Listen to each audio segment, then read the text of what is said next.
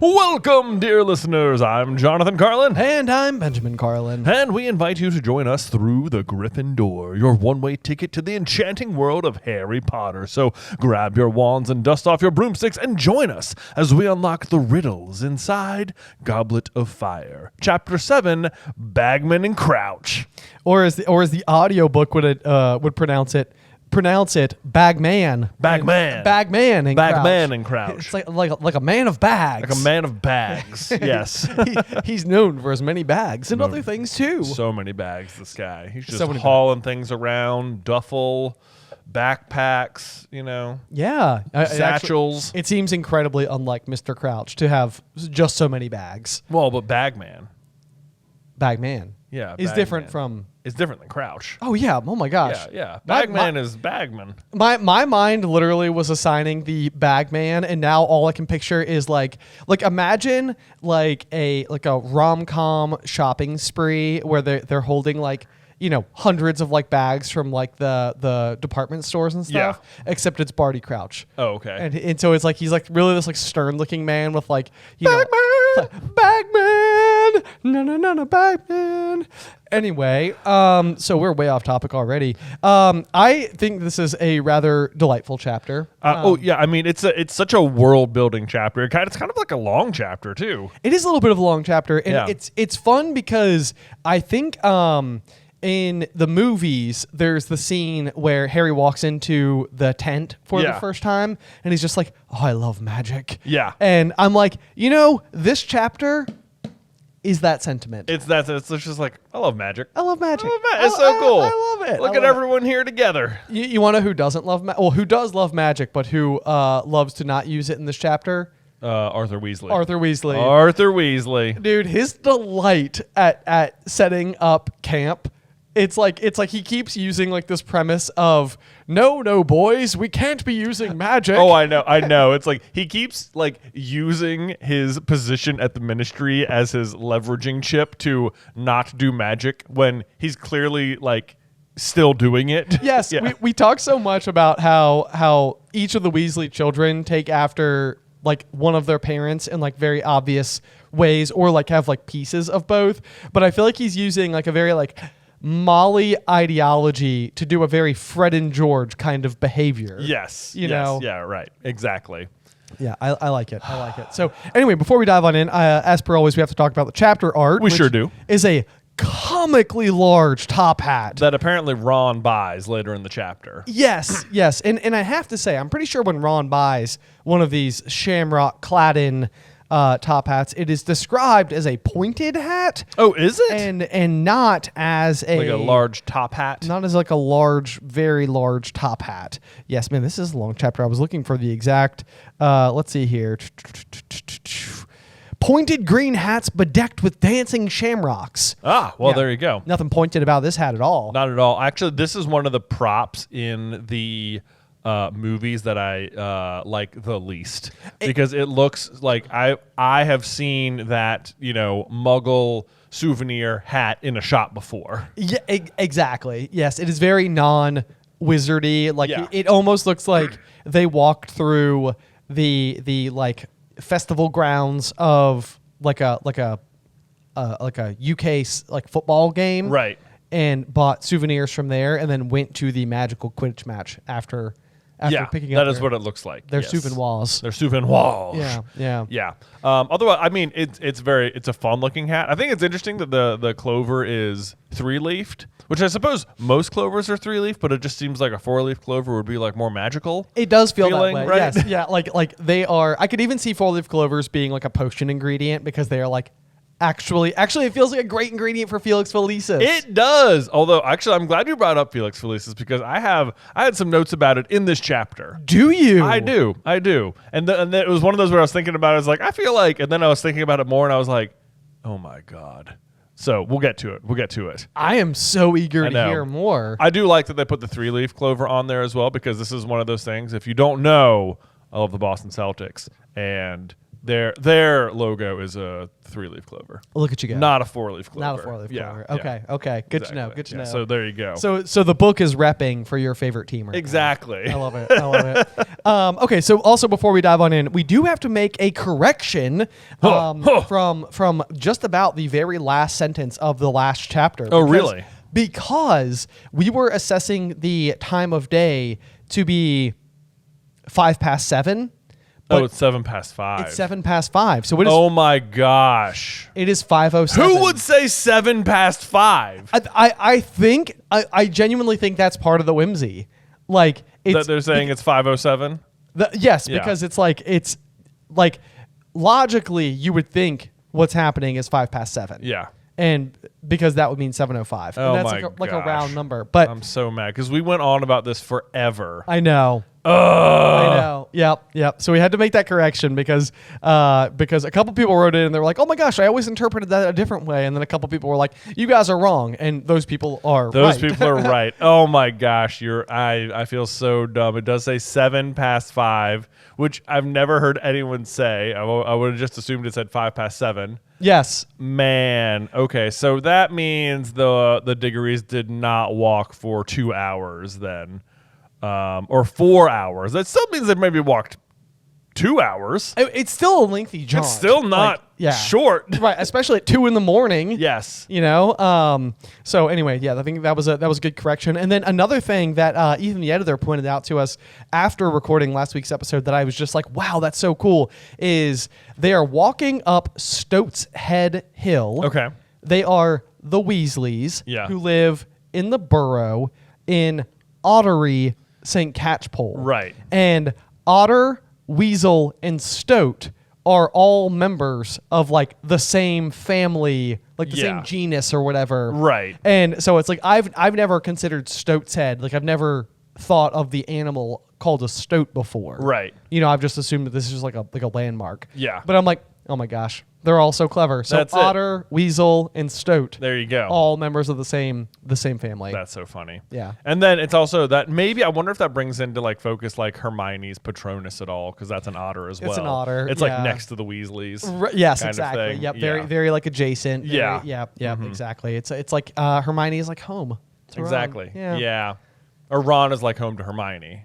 Ron maybe. is like, yeah. Oh, wait, I think, Yeah. you know what? It could go both ways. It could go both ways. And in fact, I think it does. Yeah. Yeah. Yeah. I love it. I love it. So anyway, just a couple of leftover notes from last week's chapter because I thought those were too good not to share and correct. Man, I just feel so embarrassed that I read that wrong now.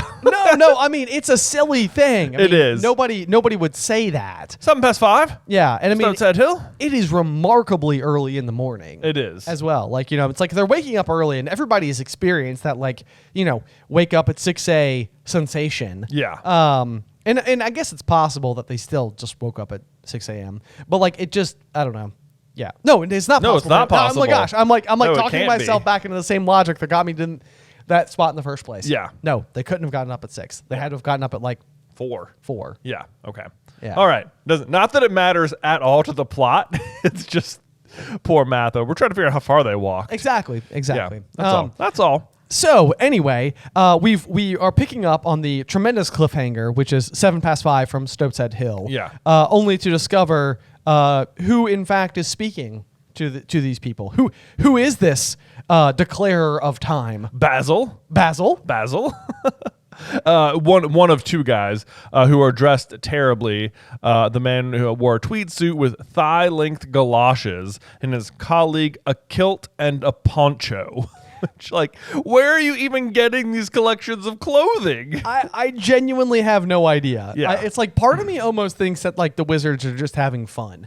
Yeah, like they're doing it on purpose. Like maybe they're doing it on purpose a I little could bit. believe that. I could Yeah. believe that. I also I think it's like almost silly how poorly dressed they are, Yeah. especially because like later in this chapter we're gonna meet a guy who's like doesn't want to like put pants on, and I'm like, wizards still wear pants, Right. You know, like Right. Yeah. Exactly. He's embracing the it. opportunity. But I think the other thing though is that like what like the inexpertness of the wizards to dress like muggles is like it's I feel like it is a very subtle way to demonstrate like the poor relations between both groups, because like you'd think like we know Hermione is Muggle-born, and we know like Dean Thomas is a half-blood, right, or whatever. And you would like not Dean Thomas, Seamus Finnegan. Sure. My bad.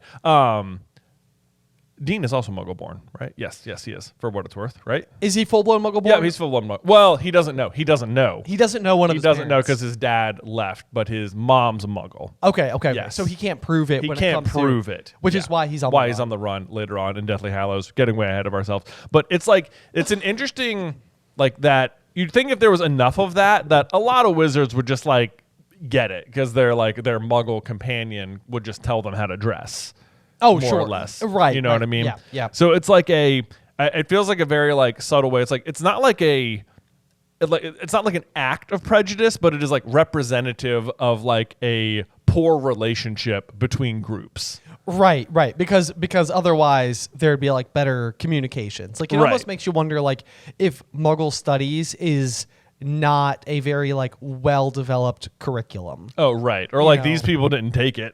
Right. Like, because, and it probably is also just very interesting as like a different philosophical question, because like if an anthropologist went to observe a society and attempted to write the book on that society, it would still no doubt have the flavor and influence of their subjective eye, so to speak. Yeah. It's like, I mean, and I'm sure that any anthropologist out there is like, okay, like we work really hard to like overcome that exact thing. But it's like the observer of a culture is different from the participant of a culture. Yeah. And so I think probably that's a piece of like, even if you were to like witness, like would Vernon attempt to dress like a wizard in a way that was like, you missed it completely. You just missed it entirely. Yeah. That's not it. That's not how we dress. Right. Yeah. Right. Like that is interesting. If Vernon tried to dress like a wizard, could he do it? Right. But it's not like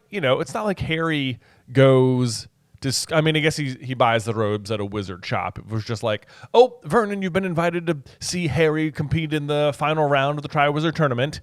And it's like try and wear wizard clothes or whatever. And it was just like, okay, left to my own devices with the Muggle shops I know of, can I buy robes that would be acceptable? Right. Oh, right. Okay. This is an interesting thought as well. Then is whether or not the place that they are buying their Muggle clothes. I mean, I guess somebody in the chapter will say that they bought it from a Muggle shop specifically. Yes. Yeah. However, it does make you wonder whether or not in Diagon Alley, if there's not a Muggle clothes shop owned by a wizard who is attempting to sell what they believe to be correct Muggle clothes. And so then people come in and they're like, I'll take bottoms and a top, and we're there. We'll talk about a niche in the market. If you're married to a magical person and you're a Muggle, setting up shop in Diagon Alley selling Muggle clothing to wizards sounds like an amazing idea. It really does. Yeah. Because I even bet there'd be like a novelty to it. Yeah, I know, right? I think even Fred and George say that they sell Muggle magic tricks. Yeah, they do. They do. Just like sleight of hand things. Right, yes. Yeah, I love it. Oh, man, that's for weirdos funny. like Dad. For weirdos like Dad, exactly. Oh, man. Okay, so we get some words from Basil. He's collecting the port keys. Harry spots an old newspaper, empty drink cans, and a punctured football. I just got to say, old newspaper, terrible choice of port key, if you ask me. I so agree with you. I know. Yeah. It's like, I think... It's multiple things. Right, like a newspaper is like a stack of papers. It's a stack of papers, and if not a stack of papers, then it's like a very delicate. It's like choosing like a living creature for a Horcrux. Right. Yes. It's like no damage can befall that object if it rains. Right. Like if newspapers don't hold up well to rain. No, they're very bad in weather. Yeah. Yes. Could be blown around, could get rained on, could just get, I don't know. It seems terrible option for whoever set that up. Okay. Probably Barty Crouch. I guess Barty Crouch is the one setting them up, though. That's true. True. You'd think he'd be better at this. You think he would. Then the next thing, and I don't know why this is catching my eye now because it didn't when I was reading it, but an empty drinks can is what it says. Yeah. An empty drinks, plural, can. An empty drinks can. Because I was like, I read that and I was like, wait, is it multiple cans as well? And it's like, no, it's an empty drinks can. An empty drinks can. And that just feels like it's got to be like a Britishism that you would just call like a single, like that's a drinks can you've got over there. A drinks can. Yeah. A can for drinks. Like the liquid inside of a drink is plural. Okay. Yeah. Okay. Is that a thing? There are multiple. Or is this a typo? It seems like it would have been fixed by now if it was. Well, you're right. It does. Yeah. An empty drinks can. And a punctured football. Which like I can imagine calling like a water bottle a drinks can because you could change the kind of drinks you could put in it. It is I can see that logic. Yeah. Yeah. Instead of calling it a water bottle, which then also suddenly seems like a worse name because you put more than water in it. Would it be weird to say an empty drink can? An empty drink can. Now I feel like I've said it too many times. Well, now I feel like a drink can would be like an empty can of soda, whereas a drinks can would be more like a water bottle. But would you call a water bottle a can? Well, no. I also wouldn't do that. Okay. But I also just wouldn't call dessert pudding, So, who's asking me? I wouldn't call cookies biscuits either. Okay. On this exact note, it has just occurred to me that when it says a punctured football, it does not mean an American football. It doesn't. Yeah, that also. Wow, this sentence is every single item listed we've had an issue with. Our bad. That's okay. I did highlight those as trivia, though, because I could easily see which of these was not one of the discarded port keys: an old newspaper, an empty drink can, a punctured football, or an empty drink can. Or an empty drink can. Oh, boy, someone's going to get us with that. I know. Bad someday. All right. Well, moving on. Eventually, they get past Basil and his poorly dressed companion here, and tells them that their campsite is about a quarter of a mile walk over there. First field you come to. Site manager's called Mr. Roberts. Okay, so that's the setup here, and then they set off across, and it says after about 20 minutes, a small stone cottage next to the gate swam into view. Okay. That's a quarter of a mile. It takes them 20 minutes to walk this distance. What is this terrain? What is this terrain? I know, and also, this is when Harry starts to be able to see the tents. So wherever they apparated is a 20-minute walk away from where the tents actually become visible from. Like, you are getting really far away. It seems like it would be better to apparate, or for the port keys to arrive, like, right where you need to be. Yeah. Right? Yep. I don't know, because they're so far away, or else, I don't know, maybe they're just waiting up for Hermione to keep up with this quarter-mile walk or something. The running gag. Huffing back there. Poor Hermione. Poor Hermione. No. I know. Either it's extremely bad terrain or this is just bad math, because this would be like if it took you 20 minutes to walk around the track once. Yeah, exactly. Like that's like way too long. Or that it would take you 80 minutes to walk a mile, which would be, I mean, a slow pace. It'd be a slow pace. Yeah. You'd have to be almost trying to walk that slow. Yeah. I mean, these are not like out of shape people either. Right, right. Yes. All right, so Harry could make out the ghostly shapes of hundreds and hundreds of tents rising up the gentle slope of a large field towards a dark wood on the horizon, where they part ways with the Diggories and approach the cottage door. The fact that there's a cottage in this scene at all is always and forever completely lost on me. I don't picture a cottage as part of the scene at all. As part of, you're right. I imagine them showing up, and even in my head, I feel like they show up and just immediately run into Mr. Roberts. Right. The whole Basil situation just doesn't even happen. Yeah, just gone. I agree. That is often how I picture it as well. I guess I'm trying to imagine what the cottage would be. It's like I'm imagining like driving into a campground, and sometimes you have to like check in with like the person at the gate that like opens it in, like something like that. Okay. Probably. Yes. Yep. And that's Mr. Roberts' job. Yes. Yeah. Although, goodness me, though, here goes Arthur, and he says, it gives him his name, says Weasley, 2 tents, booked a couple of days ago. And I'm like, just 2 days ago? That means people have been here for a week, if you remember. Oh, yeah. From the last chapter. Yes. And this is a sold-out 100,000 person crowd, and Arthur is going to arrive at the campsite and say, we're just on the other side. We've got as good a spot as you could hope for. And I'm like, I'm sorry. People have been there for 5 days already. You booked the tickets 2 days ago, and you have the best possible location. Like, what is happening? I don't know. Arthur is in the fast lane right now. He is in the fast lane. He has upgraded to the VIP ticket. Yeah. I have thoughts on that as well. I feel like in a second. He even gets like a VIP meet and greet with the teams. They come up. They will come into the commentator stand. Yes. Yeah, he gets to meet. I mean, imagine like, if you're Harry or Ron or his kids or something, like he's up there. Like if Arthur, like your kids then get to meet the Minister of Magic. Yep. Cornelius Fudge, which would be a pretty cool thing on any given day. Right. you'd think. Yes. Meeting like a major elected official. It's like, Yes. okay, all right. Meet Like them. not everybody gets to do that. Right? You get to meet the Minister of Magic from Bulgaria Yep. as well. Yep. You get to meet Ludo Bagman, former star and announcer of the match. I mean, if I got to go to a football game and meet like Troy Aikman or Tom Brady or something, Oh, I'd be like, oh my God, this is just as cool as anything else. Right. Yeah. Yes. I will tell my kids about this. Yes, these are all going to be in the box. Then you get to meet both teams. Yeah. Yeah, while you watched from the best spot for free. So, okay, are you suggesting on some capacity? I'm curious if Felix Felicis was involved in, Yes, I am suggesting such things. in Arthur getting all of this. Arthur, I think to me it feels a lot like Arthur somehow, some way took a swig of Felix about a week ago or something. I don't know how or why he would have had it. And life has just been going well for Life's him. been going well. And Ben, I gotta be honest, I feel like maybe he had some last summer too. You know what I mean? When he won the lottery. When he won the lottery. Yeah. This is an issue with Dumbledore's big plan that I think we made the mistake when we made it the first time on the Super Carlin Brothers YouTube channel. Yeah. And then we made it again when we were covering Dumbledore's big plan for Yeah. Prisoner of Azkaban, which is that, like, Dumbledore couldn't have sent the Weasleys to Egypt because Sirius doesn't break out until Right.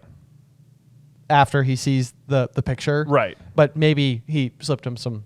Yeah, maybe it was like, hey, sorry about all that Chamber of Secrets stuff that happened with your daughter getting taken down there and almost killed by Voldemort. That's really, I just feel really bad. I'm super sorry about that.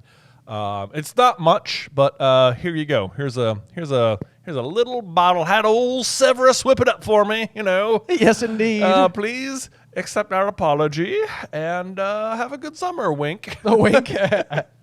And then when the Weasleys took it, they were like, we want whatever threat facing Harry to go away.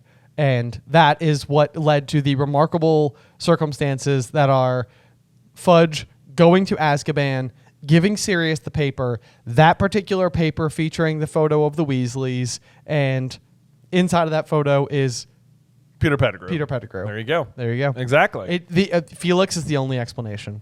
It honestly, there's so many things that have to line up. Yes. And then what happens this year? So they finish Prisoner of Azkaban, and they're like, super sorry that Ron's rat was an escaped felon. Probably should have caught that.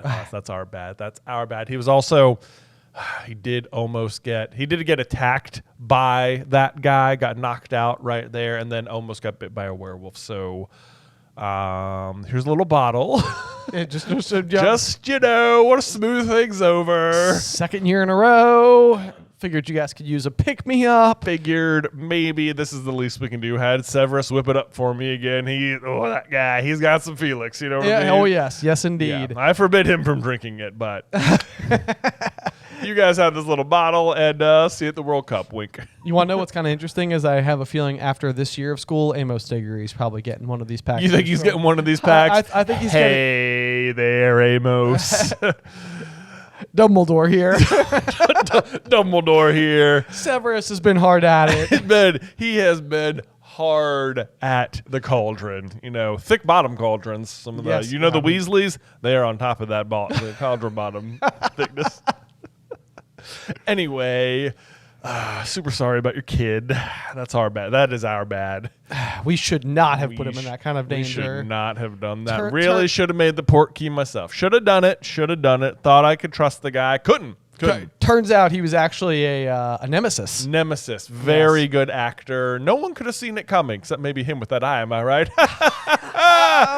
It didn't help the real Alistair Moody, but that's okay. I'm stopping there next. Anyway, got a little bottle for you. Alistair, my boy. Hey. I'm so sorry you had to live in a trunk for a year.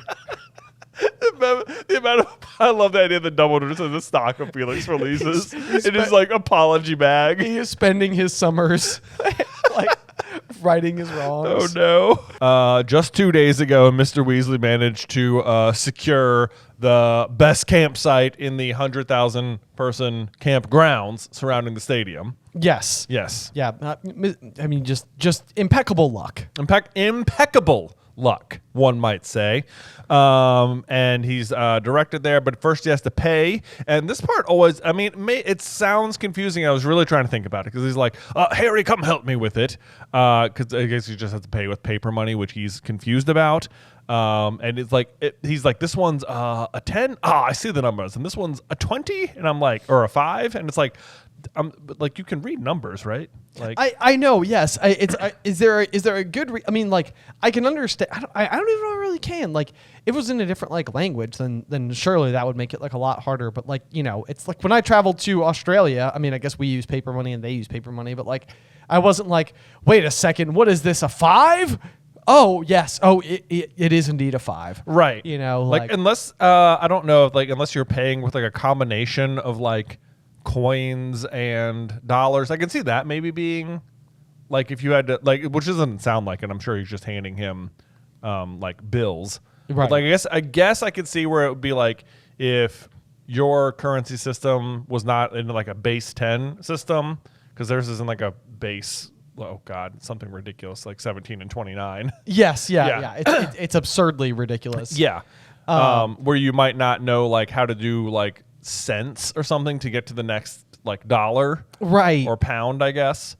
Or if like I don't know if in England if they have like coins that represent pounds as well. They like, do. Okay, yeah, because like we don't have that here. We no, just we have, don't. Yeah. All of our coins are just. I guess we have silver dollars, but nobody carries. No those. one carries those. No, Yeah. that would be weird. Although that does seem like the sort of thing Mr. Weasley would carry. It absolutely does. Because it would be like, oh, this is the more familiar thing. Obviously, I'll carry coins. And if someone paid me like $5 and 5 silver dollars, I'd be like, oh, yeah, cool. Okay. Here's a thought. I could see a world where like if something costs 3 galleons, then you hand them 3 coins. Right. Right. Yeah, because they don't have like paper to denote, to like represent the currency. Exactly. So I could see a world where it could be confusing that despite the fact that they are the same like size and shape, which I don't know if British pounds are all the same. I think again in Australia they are different lengths. There are different lengths for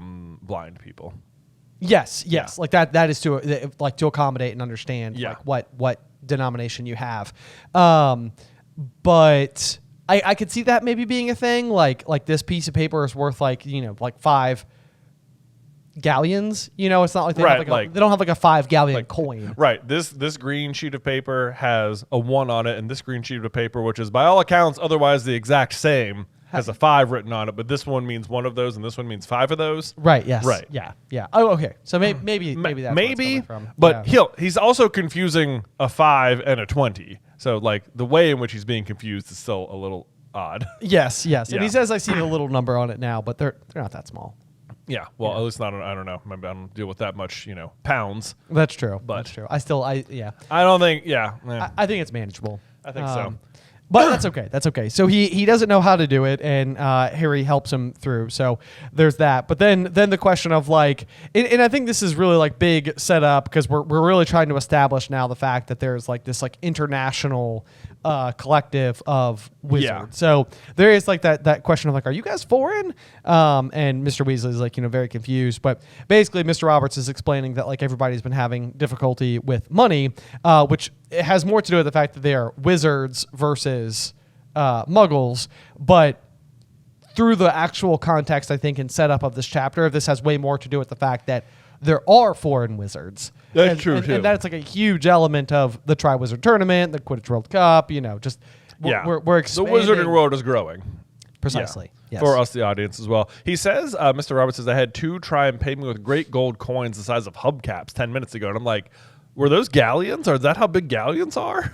That's the thing, yeah. Or is this like hyperbole? Yeah, like, it might like, be. It's just sort of like just great gold coins, like he's just being like kind of absurd with it. I mean, I could see if someone just like came to pay, if someone was like, oh, let me pay you for that, and they handed me any size gold coin, I'd be like, whoa. Yeah, it's like, wow, how? Where did this come from? That's cool. Also, Yeah. they don't seem to be concerned that like handing the muggles wizard money is going to be any kind of tip-off, though. You know, like we can't do magic, but we can hand them wizard money. Wait, you think that would be acceptable? No, I don't. Oh, well, I think that. I mean, Arthur responds with, "Did you really?" said Mr. Weasley nervously. So, like, I think he's kind of like, I guess, yeah, maybe like, he thinks that was a bad idea. I think he's like, "No, don't do that." Yeah. But yeah, then Mr. Roberts explains that it's never been this crowded, hundreds of pre-bookings, people usually just turn up. I can't imagine what it would be like to like own this campground and all of a sudden you start getting all these like bizarre phone calls and it's like just hundreds of thousands of Oh, I know, right? people showing up and you're like, it is not this busy. It is not this busy. And he has no idea what the reason is. Yes. Yeah. He's just sort of like, pieces like, I think they must know each other. And it's like, do you think? Do you think? But I also like, awfully a little bit bold or possibly just straight up rude of him because he asked Mr. Weasley if he's foreign. And then 2 minutes later, he says, not just foreigners, weirdos, you know? There's a bloke walking around in a kilt and a poncho. It's like, you just 10 seconds ago thought he was a foreigner and or weirdo. Right, And now you're yes, like, oh, yes. okay, I guess you're not. But everyone else. Everyone else, yeah. I have now grouped you in with these people. Exactly. I do love Mr. Weasley's response, though. Shouldn't he? Yeah. To wearing a kilt and a poncho. Like, that sounds pretty reasonable to me. I'm confused. Is that a problem? Not a problem because I gotta go change. Right. But anyway, at that moment, a wizard in +4s appeared out of thin air next to Mr. Roberts' front door. I had to look up +4s because I didn't know what they are. But I kind of also like did. Those like old timey golf pants. Yes, that like I guess they come down 4 inches past your knee. Ah, Which is the +4. the +4. Yeah. Okay, so kind of like a capri. I guess so. Capris, but I get like whenever you see them, or like the ones I looked up, all kind of like scrunched around. Yeah, Give you yeah. that sort of like baggy, like poofed up pants look. It's right. Yeah, it's like I have tremendous quads. Yes. that extend halfway down past my knee. Exactly. Specifically But I only 4 want you to inches. see my calves. Yes, which are also probably extraordinary. Probably. Anyway, so then whoever this person is who showed up obliviates Mr. Roberts, and his eyes slid out of focus, and his brows unknitted. A look of dreamy concern fell over his face, to which it says, Harry recognized the symptoms of one who had just had his memory modified. And this was something where I was kind of like, would Harry have witnessed this by now? I mean, Gilderoy Lockhart does it to himself. Right, but you're right. Yeah. And Harry is there for that particular moment. But he Yeah, also but it doesn't gets, like, exactly look like this either because he blasts himself into the ceiling. Yes, exactly. So I don't know that he's really seen it in the way that it is described, but maybe this is like something you would have like learned. Yeah, I guess so. You could have just learned about memory charms and be like, yeah, that'll probably have this expression on their face. Right. Yes, I'm Yeah. recognizing the symptoms that I learned about. Yes. Yep. All right, and then going back to like the subtle prejudice or whatever, I feel like, or the weird relationships. It says the wizard who comes up says needs a memory charm 10 times a day to keep him happy, and I'm like 10 times a day. Like at some point, like it feels like abuse at some point. Like, you know, they're not like dangling them up in the air, but like that's a lot of memory charms. That's like 70 times they've cast a spell on this guy. I know, yeah. Yeah. It does feel like it's probably getting to the point where it's like maybe what you guys need to do is like have him go and do something else. Yeah, right. Elsewhere. Maybe one of you guys should be manning this booth. Exactly. Yeah. It seems like that just would make things a lot easier. But also, as far as I can tell, it seems like he is the only Muggle that Harry has seen in sight at all. And it does seem like then going forward, the entire campground is attempting to like keep their magic under wraps just for Mr. Roberts. Oh, yeah. Or not trying to keep them under wraps. Or not trying to keep them under wraps. Can you imagine if you just happened to also be a Muggle camper at this point? Like almo- if you had also booked and you were like, all right, who's ready for a fun weekend of camping? And you got there and you're like, boy, it is crowded. It is crowded. It is crowded and what is going on? It's not usually like this. It's not usually like this, guys. You know, it's normally just big, wide open fields. Wide That open guy in the fields. cottage over there. Right. Yeah. Yeah. Mr. Roberts. We know him. We know him. Great guy. Always remembers our name. Yeah. Yeah. Or used to. used to. I can't keep anything track anymore. Bad memory of that man. Yep.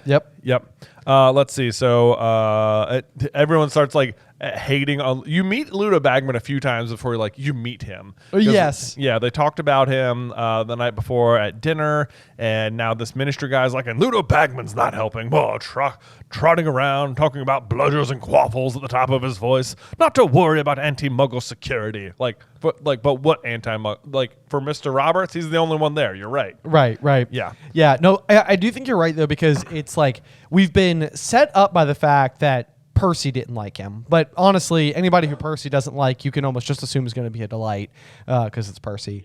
But you're right. It does feel like we kind of keep getting like nudges about Ludo. And Ludo is kind of important for this whole book because he's a massive red herring. Massive. To anybody who hasn't read it before. Because it's like you once you meet him, he's so genial that you almost have to plant that seed of doubt ahead of time before you've met him. Yeah.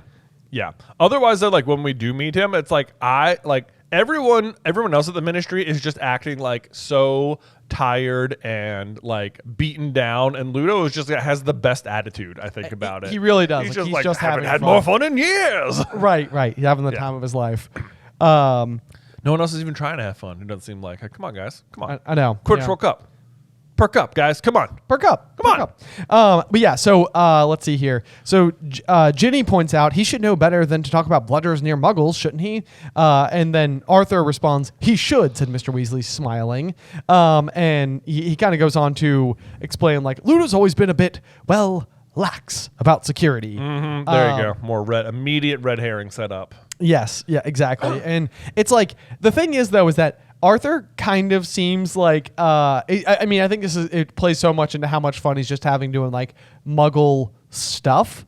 Because he's going to keep using it like as the reason. It's like, no, guys, we can't be using magic over here. We must be using, matches. Matches. Yes, indeed. But then he's also like, when we get together, we just can't help but show off. And it's like, yeah, but you're not showing off. Or are you showing off by lighting your matches? I know. Yeah, like in his mind, he's just like, it's like someone gave him a free pass to be like, I get to do all the muggle stuff today. Yay. Oh, man. This is going to be great. No one's going to stop me, and I'm going to use my position to stop them from stopping me. Exactly. Yeah. Exactly. That's exactly what it is. Also, just literally me noticing this in real time as we record this is that Ludo was the beater for the Whim-born wasps.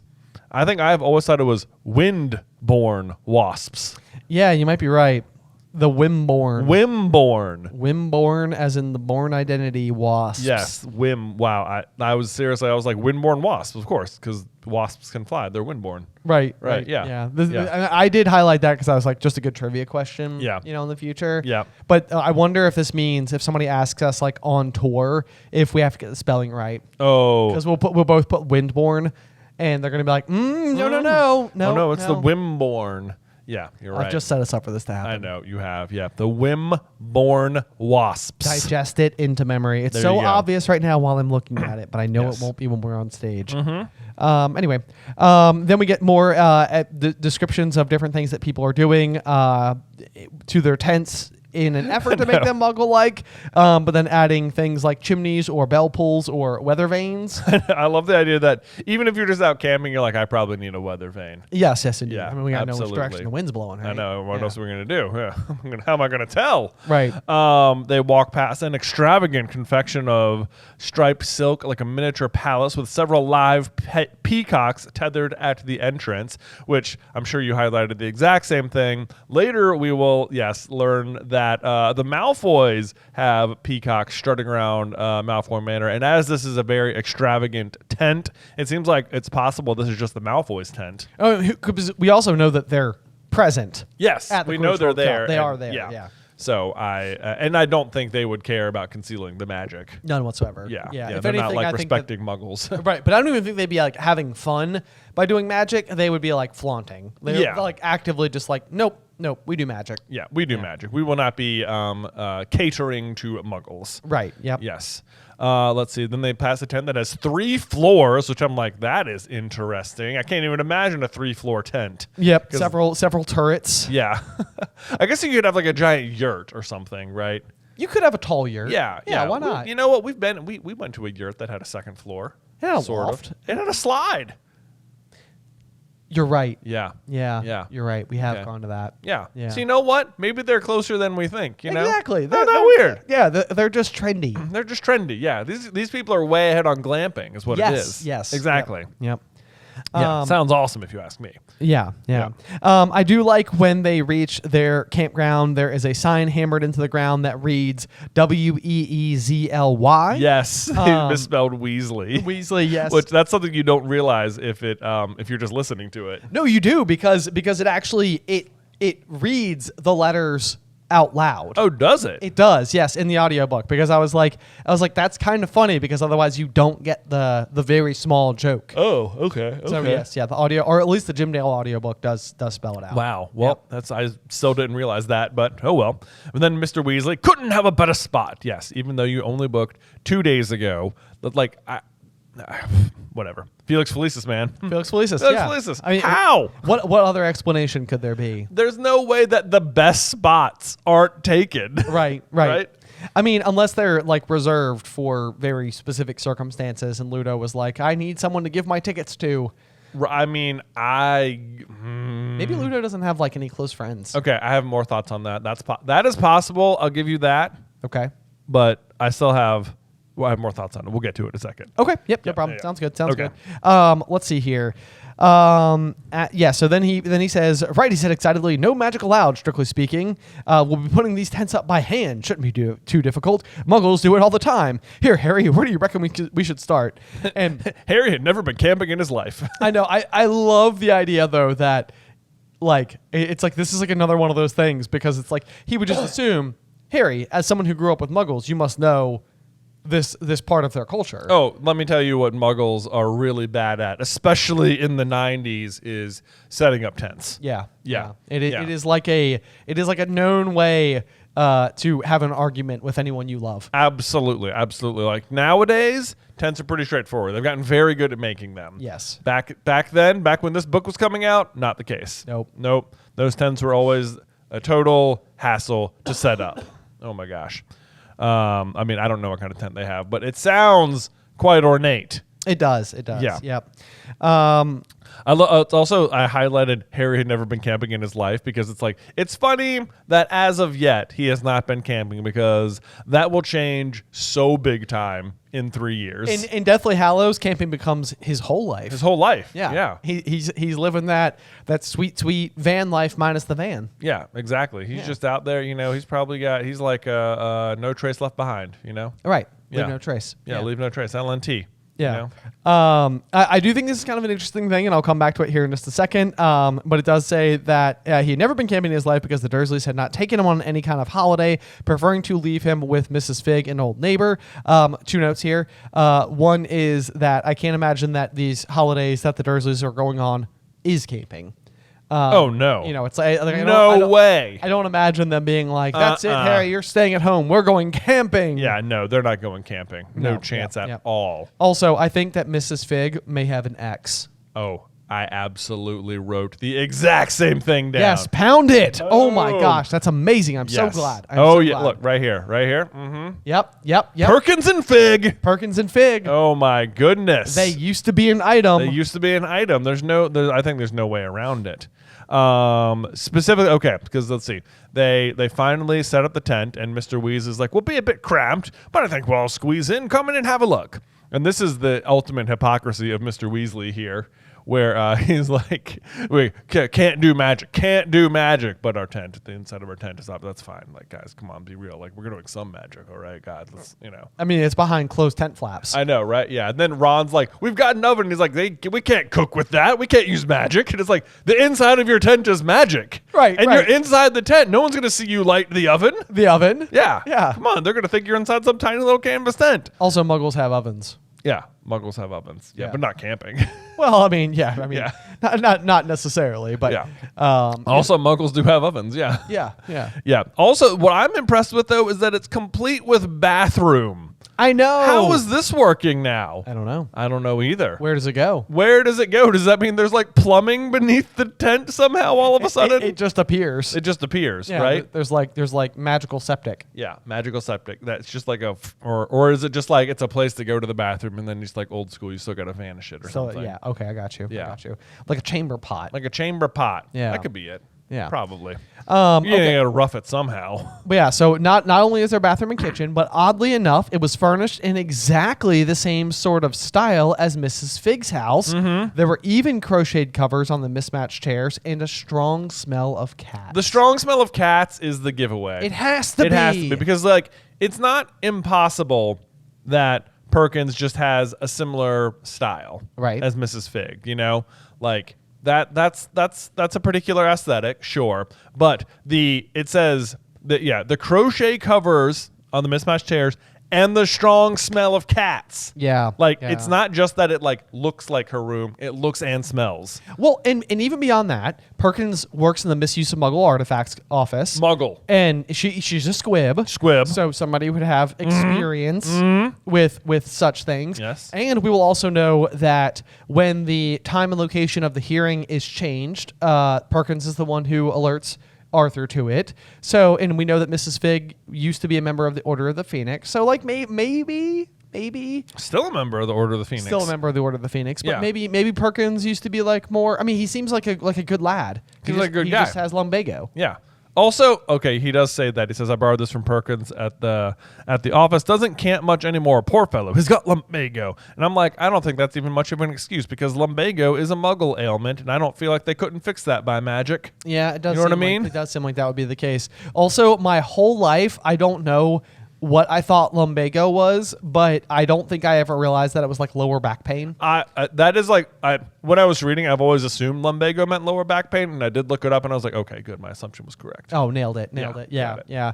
I don't know why I always assumed that it was something that had to do with like needing to go to the bathroom in the middle of the night a lot. He's got lumbago. He's got lumbago, and I mean, there's a bathroom, so There's he a bathroom. He should What's be the fine. problem? Yeah, come on, dude. Perkins Yeah. has got no excuses. None the real whatsoever. reason is that there's too many memories of all the times him and Miss Figg went camping. That's the real reason. You know? Yeah. With all the cats. With all the cats, All the cats. Snowball and Mr. Mittens. Mittens, yeah. I don't know. Mr. Yeah. Tibbles. Mr. Tibbles. That's that sounds one of them, right? Yeah. Yeah. Okay, let's see. Then there's a tap marker on this map the Muggle gave us, said Ron, who followed Hermione inside the tent. And it says, why don't you, Harry and Hermione, go get us some water? It's like, yeah, why can't you use the magic inside the tent? What? It says there's a bathroom and a kitchen. So like there must even be a sink, you know? True. Right? True. Can we just turn the water on? Also, they just like Augmenti just shoots water out of your like wand, you know? Right. So it's like, and again, you're inside the tent, which the Muggles can't see. So just like, this is like a complete determination to do things the Muggle way. The Muggle way, Yeah. yeah. Which I think Arthur is just having so much fun with. Also, on this note, I think the Augmente spell works very similar to how like Frozone's powers work in The Incredibles. Oh. So it's like it's not like a Gamp's Law type of problem. It's like it's like taking the water, like the moisture from the air, and basically concentrating it into a flow of water. So like you could only do it in an airtight space for so long before you would remove all the moisture from the water. That's interesting. That's my thought. Okay. Yeah, so I think Harry and Hagrid use it to put out his house later after like Bellatrix lights it on fire. But they're outside. So Yeah, there's basically unlimited moisture in the air. Yes, For exactly. them. Yeah. Also, when they do that, I'm like, it must be quite the shower of water if they're like putting out his whole house. Right. Yeah, it's got to be like more than like your standard like hose. Yeah, right? Because even like a standard hose is probably not enough to put out a house that's on fire. Yeah. It's a pretty intense spell. Or I assume you have a certain amount of control over how much water you're producing out of it. But Maybe that's it. Maybe that's it. Yeah. Anyway, Ron's reasoning that they've got an oven does not work and they have to go camp. And it says, when real Muggles camp, they cook on fires outdoors. I've seen them at it. Which, like, this isn't that weird. Like, they have to light fires under cauldrons to make potions, you know? Right. Like, this is not like a foreign concept to wizards, so I don't know why he's so excited about this, but You know? Yeah, that's a fair point. yeah. Even when Hagrid comes to pick up Harry, he lights a fire in the fireplace. I mean, he lights the fire magically, but then he's cooking sausages on it. Oh, the sausages always sound so Dude, good. I really want sausages right now. I know, now that I I'm know. thinking about it. Yeah. But he cooks things with fire. Like, it's not like a weird idea, even to wizards. Right. Yeah. But whatever. It's Arthur's just having fun, John. I know. We can't rain on his parade. I know. Okay, the Harry, Ron, and Hermione set off across the campsite with the kettle and saucepans. So I'm like, why'd you have to bring the pans with you? I know. Saucepans seem like they would be the worst thing in the world for carrying water know. across large distances. I know. Like, I'm imagining a saucepan. Like, I don't know if that's like a different product. This is like a British American thing. It's got to be. Well, you know what? I guess a saucepan is like a pot. Okay. Like not like it's not like a frying pan. Okay. I will admit that I was thinking frying pan. When I was said thinking that, frying pan. Yeah. But maybe a saucepan would work. Okay. So maybe they just needed as many water carrying vessels as they could get their hands on. I guess so. Okay. Yeah. Let's see. So they make their way out there, and in the process of doing so, they get to take in more of the like the greater wizarding world. It was only just dawning on Harry how many witches and wizards there must be in the world. He had never really thought about those in other countries. This is just continuing, I think, to kind of like set up for the Triwizard Tournament. Absolutely. And I love when they're walking around. It says, fellow campers are starting to wake up. First to stir with the families with small children. And I was like, yeah, that sounds right. And that tracks. That does tracks. Oh, my gosh. A tiny boy no older than 2 was crouched outside of a large pyramid-shaped tent, holding a wand and poking happily at a slug in the grass. And then this is like one of those things like Hamburger, where the name Kevin, apologies to all Kevins out there, is like the least magical name. Not a super magical name. Yeah, I'm like, how there can't be a, like, you know, can you imagine like Kevin Longbottom? Kevin Longbottom. Kevin Lestrange. Nope. Maybe Kevin Thomas. Kevin Potter. Kevin, I mean, maybe.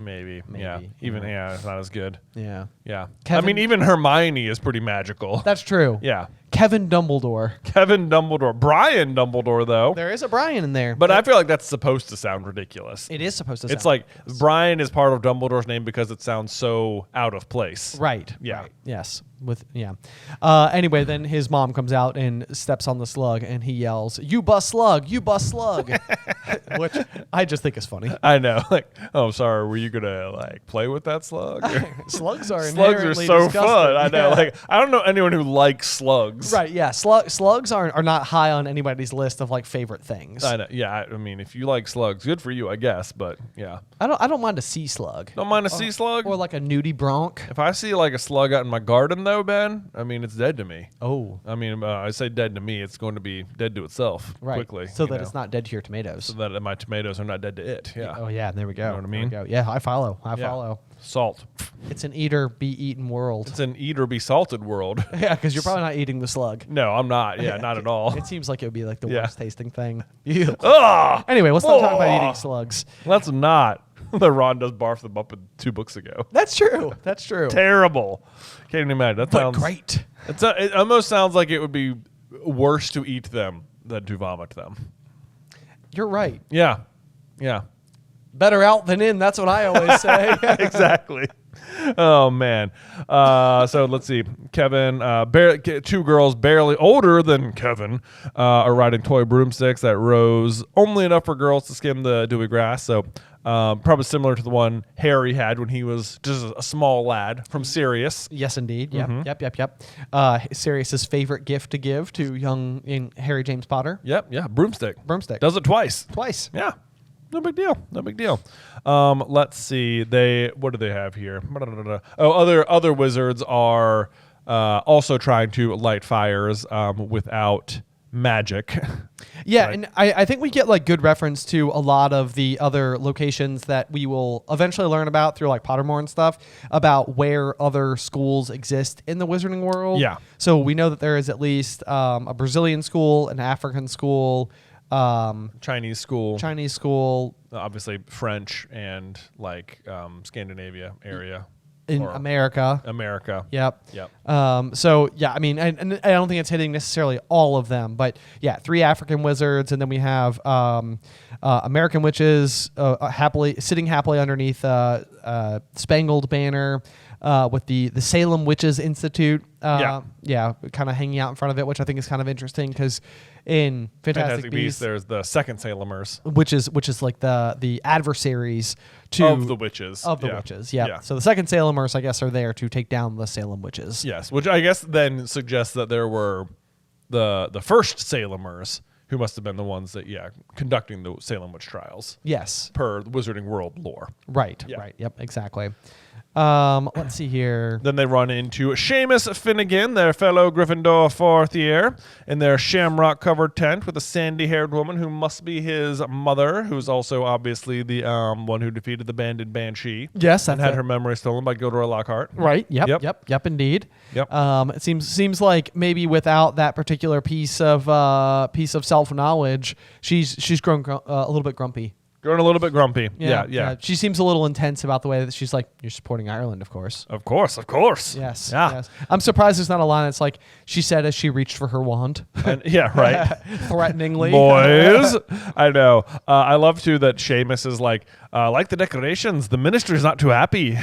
And she's like, and why shouldn't we show our colors? And it's like, because in book 5, she's going to be very pro-ministry, whereas right now she is not. Yes. Funny how the turntables. The tables will have turned. Yes, known indeed. to turn. Yes. Yeah. So then there's the curiosity about the Bulgarians have dangling all over their tent. So they go and they check out that area. Yes.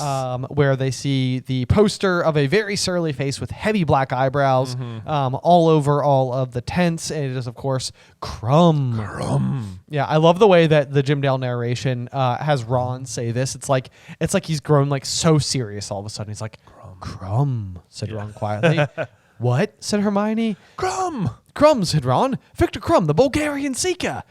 He looks really grumpy, said Hermione, which is hilarious because she will go on to date him. I love the role reversal with Victor Crumb and Ron and Hermione, where Ron is like worshiping him and Hermione is so annoyed by him all the time. Yes. And then it's just like the immediate switch flip when he's like, do you want to go to the old ball with me? Right, yes. There's also the setup for the fact that he is still young enough to potentially be in the school system. Yeah. Because Ron does point out that he's unbelievable, really young, only just 18 or something. He's a genius. Just wait till you see him tonight. Yep. That's a nice setup because it's kind of like, even just in the context of this, like we've seen in pro sports before, like LeBron James, for example, was recruited to the NBA directly out of high school. And it was like a rather like remarkable circumstance. Yeah. And so in sports, it's not uncommon for savants to basically like emerge, and be collected by a pro sports team. But it also then allows for him to be a student, which is kind of fun. Yeah. Yes. Let's see. And then we get to Archie. Yeah. The guy walking around in the flowery dress, and I feel so bad for the ministry wizard he's talking to because he's almost crying with exasperation. Like you can just tell he's just been talking to Archie. Just put on the pants, Archie. Please Put on the pants. I'm so tired. I haven't slept in a week. You gotta take off the dress, man. You got just please just deal. I'm not asking for much. And can you just imagine not Archie, but this ministry official looking over and seeing Arthur on a complete day off with his whole family headed to the best tent to enjoy. Oh, I know. To the best tent with the seats in the top box with his great camping site. Yes. He's like, I think even the person who greets him is like, oh, hello, Arthur. Not on duty, are you? Everyone working the event is hating it. Yes. Yeah. But then Archie is not having his, I bought this in a muggle shop. Muggles wear them. Oh, boy. But then again, it's like the guy's just trying to get him to put on pinstriped trousers, so like striped pants, which also doesn't sound like particularly. in my head, these pinstriped trousers are like the same configuration as like a circus tent. Oh yeah, yeah. I mean, I guess pinstripes are like notably small, like the Yankees have like pinstripes. Yeah, but in my head, these are like. This looks like, to me, in my hand, it's like the same pattern as like a box of popcorn, Yes. Yeah. Right. Exactly. Right. They are like barely better than just letting him wear the dress, as far as I'm concerned. Right. Yeah. Right. Yep. But then Archie likes to point out that he likes a healthy breeze around his privates.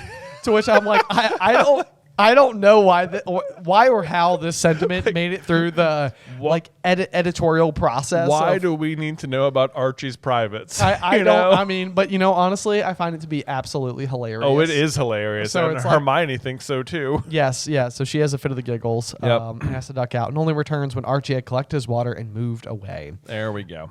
Then they run into Oliver Wood, captain of Harry's old house Quidditch team, who had just left Hogwarts, and he was dragged over to his parents' tent and told him about how he had just been signed to Puddlemere United's reserve team. The reserve team, Oliver. That's all you could manage. Which as we pointed out in the past, it's just kind of ridiculous because there's just not that many wizards altogether. Yeah. And I forget how many teams there are, maybe like 13 teams. Yeah. And you imagine 13 times 7, and then how many people are entering the professional sports environment every year, and he's on the backup squad. Right. So it's like, okay. It feels like Oliver, you would have been, it feels like he should have been one of the top recruits. It does feel that way. Yeah. It does feel that way. They run into Ernie McMillan, Cho Chang, who's a pretty girl who played Siegfried on the Ravenclaw team. I know. She waved and smiled at Harry, who slopped quite a lot of water down his front as he waved back. It reminds me of the Harry dribbling water Yes, scene yes. from the movie. Yeah. We use that clip in our Super Carlin Brothers videos whenever possible. All the time. And then it's obviously more to stop Ron from snickering than anything. It's I love that Ron already kind of knows Harry has a crush on Cho. Yes, yeah. Classic best friend. Yeah, they see what you don't. Yeah. He gets it. He gets it. Let's see. And then we get introduced to another foreign school here, where he says, Ron says, suspect they go to some foreign school. I know there are others. Never met anyone who went to one, though. Bill had a pen friend at a school in Brazil, which is, let's see if I can pronounce it right. Castelabruzo? Yeah. Yeah. Why not? Yeah, that's what it is. I did look it up ahead of time. That's good. Yes, I was like, yeah. do you remember that off the noggin? Castelabruzo. That's the school. That's the wizarding school in Brazil, which is home to the potions author Libatius Borage. No way. Yes, indeed. Okay. All right. Well, it had to be somewhere. Fun fact. Exactly. Exactly. Honestly, this is just a quick aside on that exact note. Our office manager, Kat, over the winter holidays, ran into Jude Law at a restaurant. Yes, indeed. In New Orleans. Young Dumbledore. And I would I showed it to my wife, Beth, and she was like, oh my gosh, how did that, all I could think was I guess he has to be somewhere, It's exactly true. He has to be somewhere, and that's where it was. That's where it was. Where in the world is Jude Law? Yeah.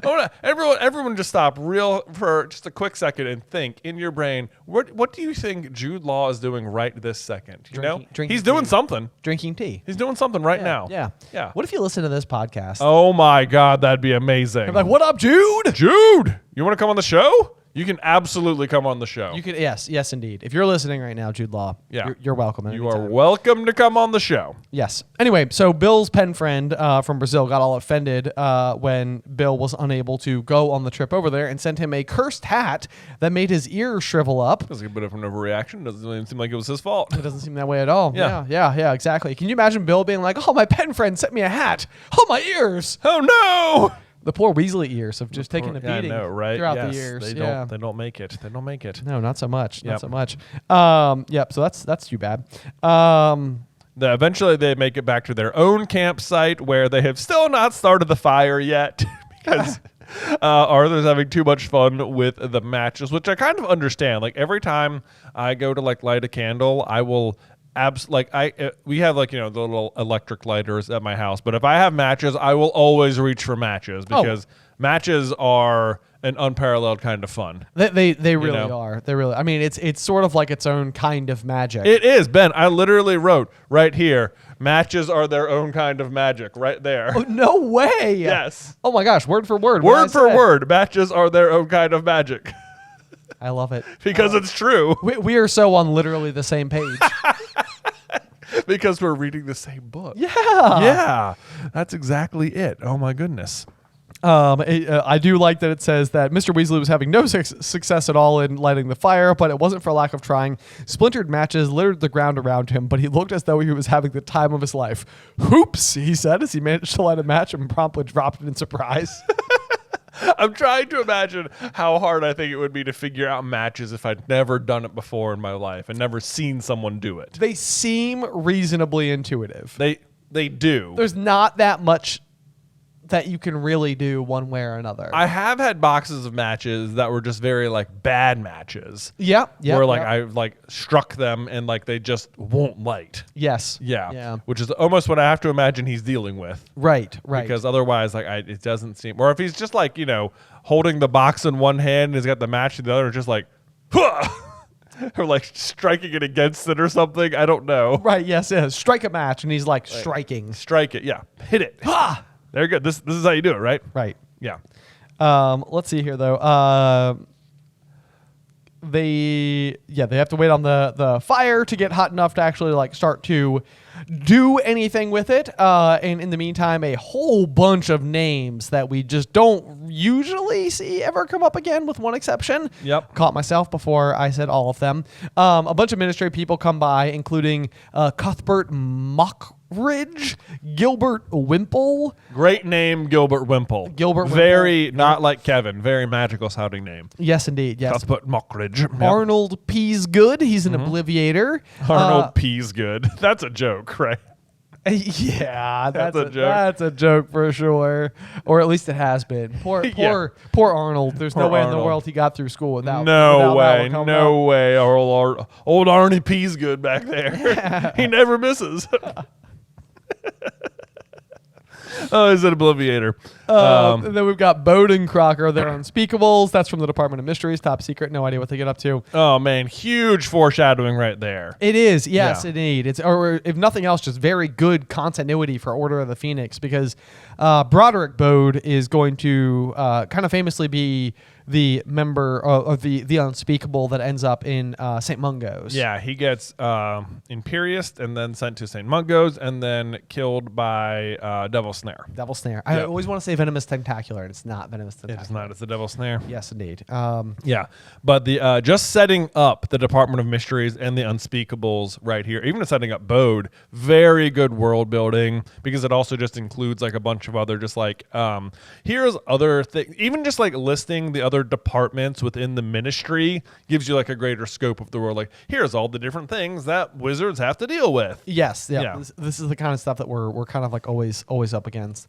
At this point in time, though, the other Weasley boys arrive with Percy announcing to his dad, "Just apparated," and then he's immediately like, excellent. Lunch. And it's just kind of like one of those things where you can just kind of tell that Percy's just like disrespectful to everybody. Absolutely. Just so self-important. Yes. But at this exact moment, somebody else from the ministry walks by, which is, of course, Ludo Bagman. Yeah, Ludo! Who is the most easily recognizable person Harry had ever seen, or noticeable person Harry had seen so far. He is just basically wearing long Quidditch robes with thick horizontal stripes with black and yellow. I kind of picture like rugby, like a rugby jersey, but like full length. He he had the look of a powerfully built man gone slightly to seed, which seems like a very like polite way of saying like, maybe hasn't been able to maintain his fitness routine. Oh, I mean, just not. I know exactly what you mean. Yeah. Yes. Yeah. Just haven't really been working out since then. You know what? I got work to do. I'm ahead of a whole department here. Plus, he's just having fun. Yeah, he's having a great time. Yeah. His nose was squashed, probably broken by a stray bludger, Harry thought, which is, again, surprising because it seems like this is solvable. In fact, I feel like Dumbledore's nose not being repaired from his own nose breakage is like a intentional part of Dumbledore's appearance. Yes, I agree. This seems like, why isn't his nose fixed? Yeah. Yeah, it seems like it probably could have been. Maybe he just got tired of the Episci spell. Yeah, I'm just tired of it, man. It's like I've been there, done that. Been there. I'm just going to wear it like a badge of honor, like a bludger of honor. Yeah. A bludge. Let my nose be crunched. It's fine. People will know. He is described as looking like a very overgrown schoolboy, which I feel like does help me like picture Ludo as a character, which is important to do because we have not seen a depiction of Ludo Bagman in film ever. Feels like this would have been the chapter to maybe give him some artwork too, instead of this hat. You know, for some reason, I could almost imagine the artwork for Gilderoy Lockhart when he's like holding up like that like really like sparkly smile. Yes. It's like I could sort of picture him like that, but like maybe like a bit more round faced and a bit more nose crunchy. Yeah, I can see it for sure. Yeah, but still like happy. But definitely very happy guy. Yeah. Just there for the laughs. So apparently, though, he's, everyone else we've met is just having like the worst time orchestrating the event. And he's like, hardly a hiccup in the arrangements. Not much for me to do. I love that. He's just like, yeah, I'm just walking around having fun. I don't really have to do anything. Oh my gosh, I know. And then, like literally the next line is, behind him, a group of haggard-looking ministry wizards rushed past, pointing at the distant evidence of some sort of magical fire that was sending violet sparks 20 feet into the air. Yeah. So he's like, not much for me to do. And like, it feels like the kind of thing that, like, if the TV show does it right, they won't pay enormous attention to whatever's happening in the background. It will just be happening back there. Right. You just have like a nice close-up of his face, and then as he's saying this, a giant purple explosion will happen behind him, and it'll just be like, Yeah, not much for me to do. what kind of tea is this? Yes, yeah. I do love that Percy hurries forward with his hand outstretched. Yes. So it's like apparently, despite the fact that he's not a huge fan of Ludo Bagman, doesn't stop him from wanting to make that good impression. Respects the position. Wants Yep. to want to be well liked. Of course. Regular Percy. Right. Yep. And then I feel like the line says, "Ah, yes," said Mr. Weasley, grinning. "This is my son Percy. He's just started the ministry."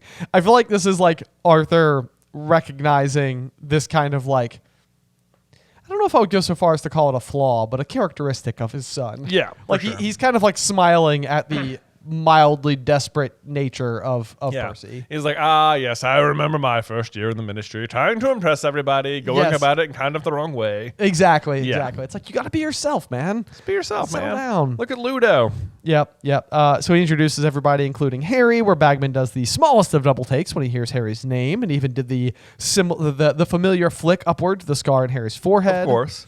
This is when Arthur explains that Ludo was the one who got them such good tickets. Yes. Yep. There he goes. He beams, waves it. Oh, no big deal at all. And then he says, "Fancy a flutter on the match, Arthur," which sets up a whole separate plot line. Like this, for the rest of the book, obviously he's not going to pay out Fred and George when they win their bet on the match. And as a result, he's going to have a bunch of like, Fred and George are going to be communicating with a mysterious off-screen person for the rest of the book, which will just be Ludo Bagman. Right.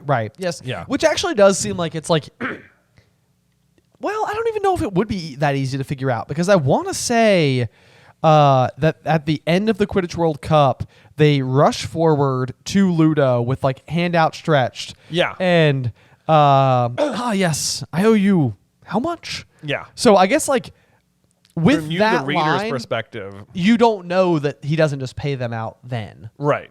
And Which- you won't find out about the leprechaun gold until later, like in the Niffler chapter. Oh, yeah. Okay, so he pays them with leprechaun gold and Right. disappears. Yes. You're right. Okay. Good point. Yeah. Okay. So it's all there. Yep. Let's see. But though he runs down some of the bets he's already got going, including Roddy Ponter, betting me Bulgaria will score first. I've offered him nice odds considering Ireland's front three are the strongest I've seen in years. And then, this is the great one, and little Agatha Timms, who it just sounds like Arthur obviously knows who Agatha is. Little Agatha Timms has put up half shares in her eel farm on a week-long match. Which, guys, just so you know, that's a terrible bet by Agatha Timms. She really feels strongly that it's going to last over a week. And she loses this bet, which means that Ludo wins half of the shares in Agatha Timms Eel Farms and is a now half owner of an eel farm. Yes. With Agatha. Which is also kind of remarkable because I believe actual science is unsure how eels breed. And And- that's funny. Yeah, so it's kind of like, what are these eels doing on the farm? Yeah, I love the idea that it's like, that's like a little just known fact. Like, they don't know how they breed, so like, it's magic. That's It's magic. how. It's magic. Yeah. It's like you have to be magic in order to breed eels. Yeah. Then what you're doing with them is a completely different question as well. Yeah, right. Yeah, what are you doing with them? Yeah. Right. Yeah. Arthur does bet 1 galleon on Ireland to win, which I guess is just a small piece of trivia, but not nearly as big as the 37 galleons, 15 sickles, and 3 knuts. Oh my gosh. That- The number of times we've been asked this trivia question. I know. I think 37, 15, 3. I think I have it locked in at this point in time. I think so. And then they throw in the fake wand. Yeah. I will point out here that again in the audiobook, a rare error by Jim Dale pronounces knuts as newts. Oh. Which I think is kind of interesting because it just like also feels like a kind of wizardy like word. I like that the word knuts is like you pronounce the K. Yeah. Like that's very wizardy. Like Knight bus. Yeah, like the Knight bus, obviously. Yeah. I like to think that you were to, if you say Knut, why wouldn't you say Knight bus? You know. I don't know. I don't know why you wouldn't either. Exactly. It's nothing but sound and pure logic. Yep. Anyway, Fred and George, as we all know, bet that Ireland wins, but Victor Crumb gets the snitch, which I maintain is an absolutely terrible bet. An absolutely terrible bet. Yes, I know. I mean, it's absolutely ridiculous. Like their odds on this bet must be so astronomically huge. Yeah. Like the payout would have to be like 1,000 times or something. Oh, I know. Like, I thought in my mind it was like he gave him like 10-1 odds, but like he doesn't actually say what the odds are. No, he just says that'll give him good odds, and he doesn't specify.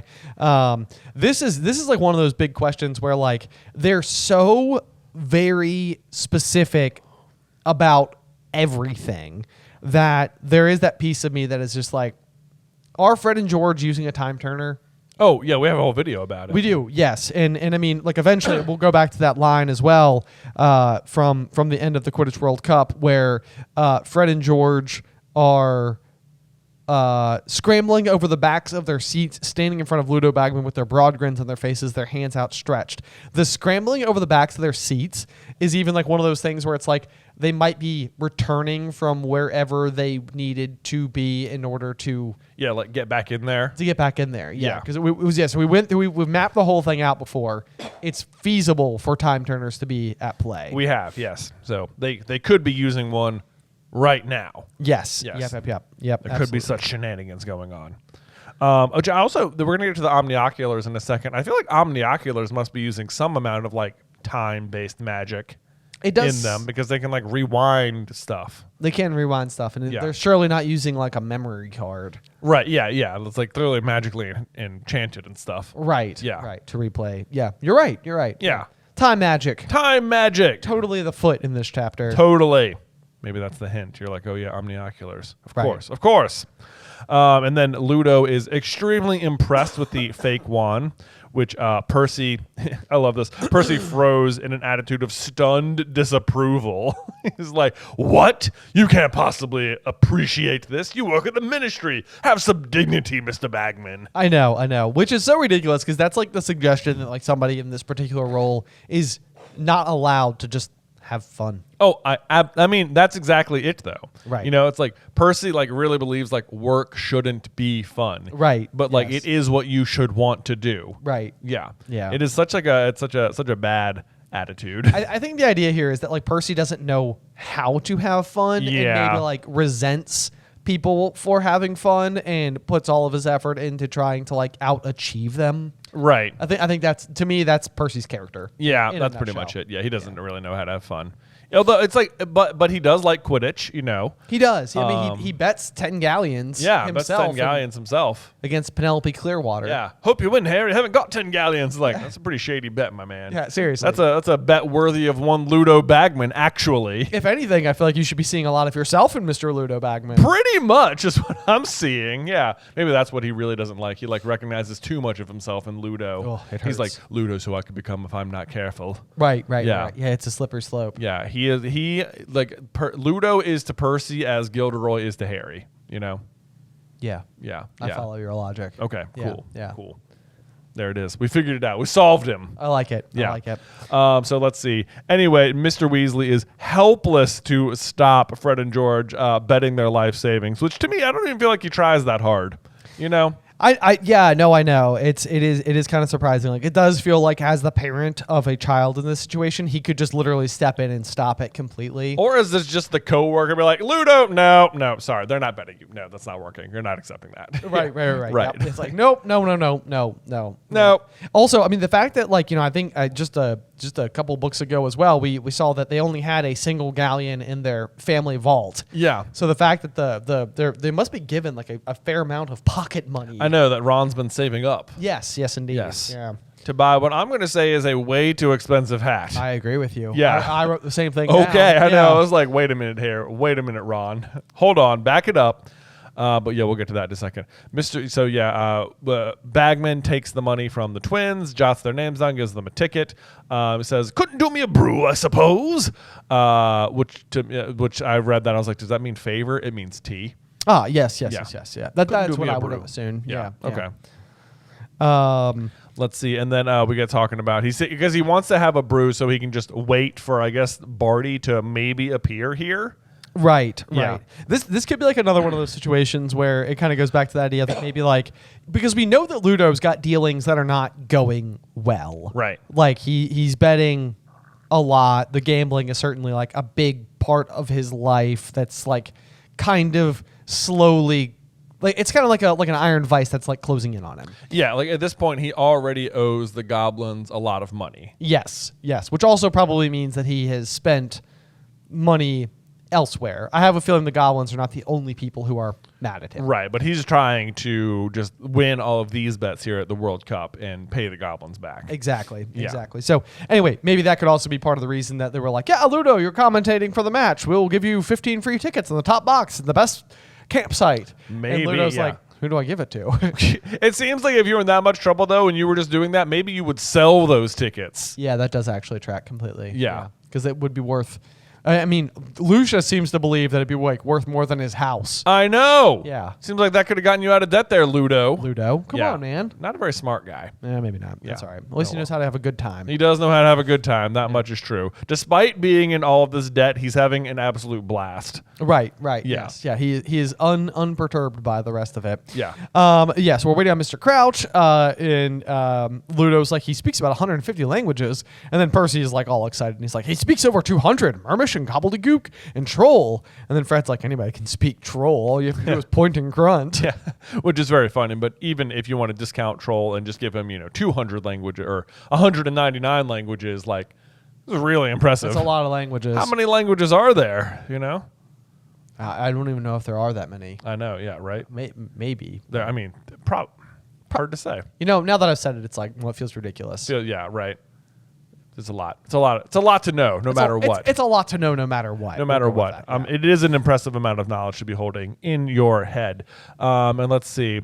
Then Mr. Weasley brings the conversation back around to Bertha Jorkins, who, of course, if Harry could just remember her name, boy, he could really put some pieces together here. He really would be able to, but poor old Bertha. Memory like a leaky cauldron and no sense of direction. Lost, you take my word for it. She'll wander back into the office sometime in October, thinking it's still July. It's like, at some point, guys, if you believe that this is the standard to which Bertha Jorkins holds herself to, she might not be qualified for the job. Might not be qualified. Memory like a leaky cauldron and no sense of direction. Memory like a leaky cauldron is because of Barty Crouch. Yes, indeed. Yes, indeed. Yeah. Because like when Sirius talks about her, it's like, like she isn't like academically smart, but she does have a very good memory because of all the gossiping she likes to do. Exactly. Yeah. Exactly. So maybe just memory for the wrong things. But, right.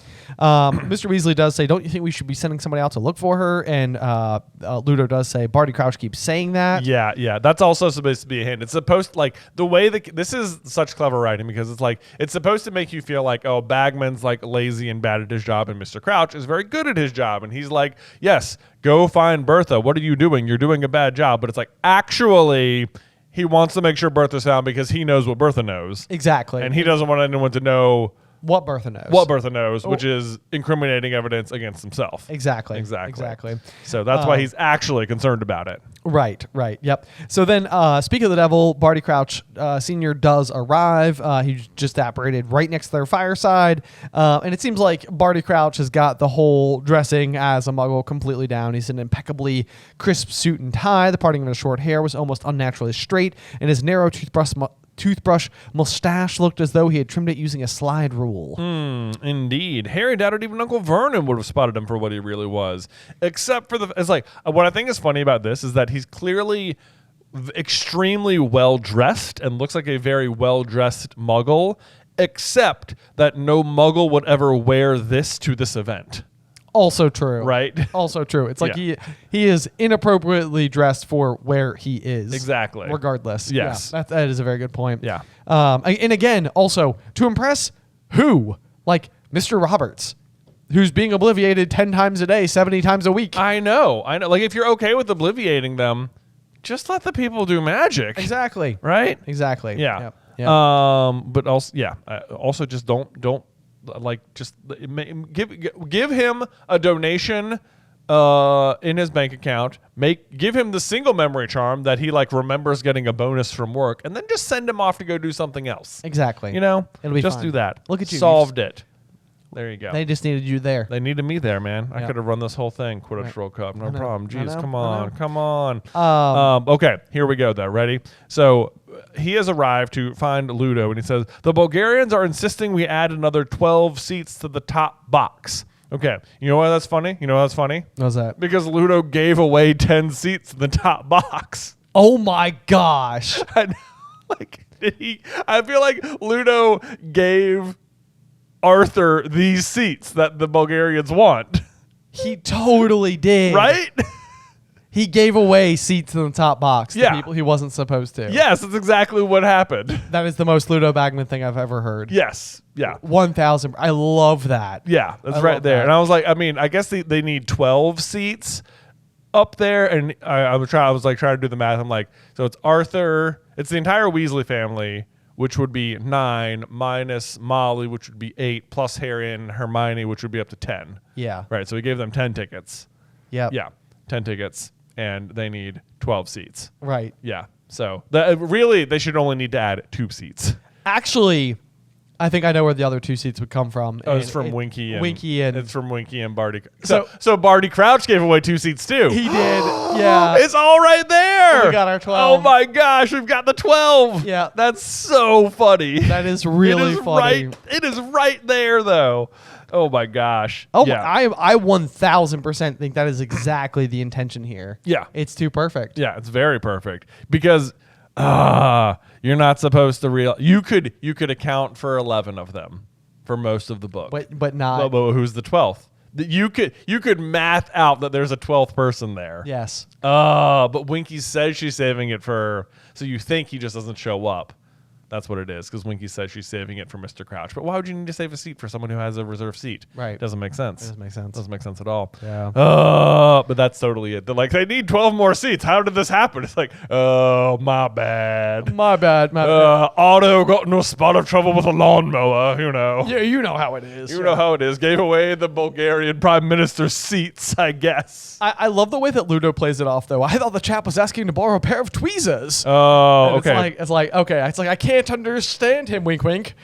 Okay, so that is complete nonsense. Okay, you know why? Because I looked up what tweezers was in Bulgarian, and Bulgaria has a completely different alphabet. First of all, okay, but there were still pronunciations underneath it. So I'm positively gonna say this wrong, but tweezers in Bulgarian would be pinseti. Okay, Doesn't sound like tweezers.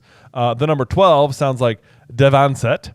Doesn't sound like tweezers. And seats sounds like sedalki. So also doesn't sound like tweezers. So I'm not sure where he's getting this from. Wow, he's just making it up. Just making stuff up, man. Because he knows where 10 of those seats. He knows where they went. What? He's like, why do they need 12? I need 12. Something seems wrong about that. I know, right? Weird. That's so funny. Oh man, I cannot believe. Yeah, I was like, there's only 10. It'd be more perfect if it was 10. But it's like, you're right. There's 2 more missing seats because of Winky and Barty Crouch Jr. Right. Because, and that's the other thing too, is that Winky had to plead with Barty Crouch Sr. to allow Barty Crouch Jr. to go. You're right. So he gave away 2 of the seats. He gave away 2 of the seats. Oh my gosh. It fits. So it's exactly what happened. Yes. These 2 gave away the 12 seats that the Bulgarian prime minister was supposed to have. Everybody, the mystery that you've all been wondering for years. It's just such a fun little tidbit. It is. Yeah. It is. No, I think it's on purpose. I think. It's 1,000% on purpose. Yes. Yeah. Yeah, for sure. That is. Oh man, I'm so glad we just discovered that. Anyway, Ludo's explanation says bit of a strong accent. And like, yeah, nope. Yeah. That's not the case. Anyway, and then Mr. Crouch. This is the maybe the best moment in the whole book is when said Mr. Crouch, looking over at Percy in mild surprise. Yes, thank you, Weatherby. Yeah. When we were kids, we thought there was nothing funnier that ever could have happened the whole wide world. Than Mr. Crouch calling Percy Weatherby. Weatherby twice. twice. And Fred and George also find it equally funny. Choked into their cups. Percy very pink around the ears. It is almost unbelievable this man remembers 200 different languages, but not Percy's name. I know. Yeah. Maybe it's just an active sign of disrespect. Yeah, just like really put him in his place. Right. Get his name wrong for a couple of months. Right. Yeah. Or maybe he sees him as a threat and he's trying to like lower his his confidence. Mm-hmm, it's exactly. like 12 OWLs, huh? It's Yeah. like, well, my son did that, and I don't like that. Right. I agree. I don't like that about you, Mr. Percy Weasley. Exactly. Yeah. Or maybe he doesn't trust him because of that. Oh, man, that'd be interesting. That would be interesting because they do have this in common. They do. They're kind of uniquely. Yeah, that is interesting. Yeah. Okay. Okay. So anyway, then we have a little bit of a brief exchange about Ali Bashir and how this particular business person, I believe, Ali Bashir's on the warpath. Yeah, really wants Arthur to let go of the embargo on flying carpets, to which Mr. Weasley is sort of like, if I've told him once, I've told him 100 times. Carpets are defined as Muggle artifacts by the Registry of Prescribed Charmable Objects. But will he listen? And Mr. Crouch is like, I doubt it. Which I think is so funny because like you're getting such shop talk. Yes, you absolutely are. It's also just like Mr. Crouch showing up to like, this would be like if you're just like on your day off or something. You know, like imagine you're sitting outside the stadium about to go into a sporting event and someone shows up and they're like, Ben, good. Yes, Ethan's been looking for you. Yeah, exactly. Yeah. Right. And be like, hey, what? No, what? Not now. I'm not at work right now. I'm with my kids. Yeah. Maybe you can see them. There's a million of them. Right. Also, all this complaining about Ali Bashir, like I'm on Ali Bashir's side here. I don't know what these guys are talking about. You could also see the potential market for a family vehicle. I can absolutely see it. And what is Arthur's argument? It says carpets are defined as a Muggle artifact by the Registry of Prescribed Charmable Objects. We're like, I'm sorry, are brooms not Muggle artifacts? It does seem like you could just make carpets. Like looms exist. Yes. Yeah, right. These are fashionable, like objects. The real reason I think this whole scene is in here is because Mr. Crouch does chime in. I remember my grandfather had an Axminster that could seat 12. Yeah. And then he clarifies, but that was before carpets were banned, of course. That's him looking around. That was before they were banned. Oh, yes. Like it's like he spoke as though he wanted to leave nobody in any doubt that all of his ancestors had abided strictly by the law. Yeah. Which is very like defensive because like, and I do think that this theoretically, this line here could tip you off. This one is like nobody in my family would ever break the law. Nobody. And it's like he's so. Look, I think Percy being there is so essential for this scene to work so well. Yeah. Because I feel like you're supposed to be seeing like Percy reflected in this person who's had so much more time to develop this kind of like know-it-all-ish, law-abiding personality. Right. But this is very defensive of him to be saying, and it's because he's actively guilty of something. He's actively guilty of something, and it says he wanted there would be no doubt that all of his ancestors had abided strictly by the law. Never mind the fact that his direct descendant is very much not abiding by the law. Yes. Yeah. I mean, even the fact that he is not, like, you know, the fact that Barty Crouch Sr. has taken him from prison is like, against the law. Yeah, he is also broken the law. Yeah, his adherence to strictness is because he doesn't want anyone to ever be suspicious of him. Exactly. Yes, whereas Percy's adherence to strictness is just because he's a stick in the mud. Yes. Right. Yeah. Yep. Either way, though, I don't. If brooms don't. If brooms don't count as a prescribed charmable object, I don't see why carpets should be. And then Bagman chimes in and is like, well, they'll never replace brooms. And I'm like, well, that doesn't matter. You could have both, okay? So let Ali Bashir import his carpets and introduce a little more whimsy into your world, all right? Come on. Flying carpets are hilarious, are awesome. Everyone knows that. Everyone knows that. It seems very fun. Very, yeah, right? You guys seen Aladdin? Come on. Right. Everyone wants flying carpet. That sounds way easier to fly than a broom. Right. You can sit on it. Family vehicle. It'll clap for you when you do cool things. You guys got to get on board with this. Yeah. You know what it probably wouldn't have? Leg rests. Wow. Anyway. You had to go there, Jay. Had to go there. Yeah. Flying. I'm pro flying carpets. There we go. Okay, good to know. Good to know. So anyway, yeah. Then we have like another near slip up about the thing that's the thing, the event that's happening. The event, at Hogwarts. father, wink, Wink, wink, yes. To which Barty Crouch very sharply cuts off Ludo to be like, "We need to go meet the Bulgarians. Thank you for the tea, Weatherby." So that's our second instance of the comment there. And he hands his undrink tea back to Percy and waited for Ludo to rise. Bagman struggled to his feet, which is the scene I can just picture in my head, like kind of if you've been like sprawled out on the grass and it takes you 2 tries to get back up. We've all been there. Oh, absolutely. It's like it's too cozy just laying here on the ground. Nice sunny day. Cloudy. No, not cloudy. I love that he's just like sprawled out on the grass too. Like everyone else in his department is running around, putting out fires, and he's just like, this is great. I love it. I love it. Yeah. We get the return to the notification that will be up in the top box with me because he's commentating. And then they walk away. Once again, Fred is sort of like, what are they talking about?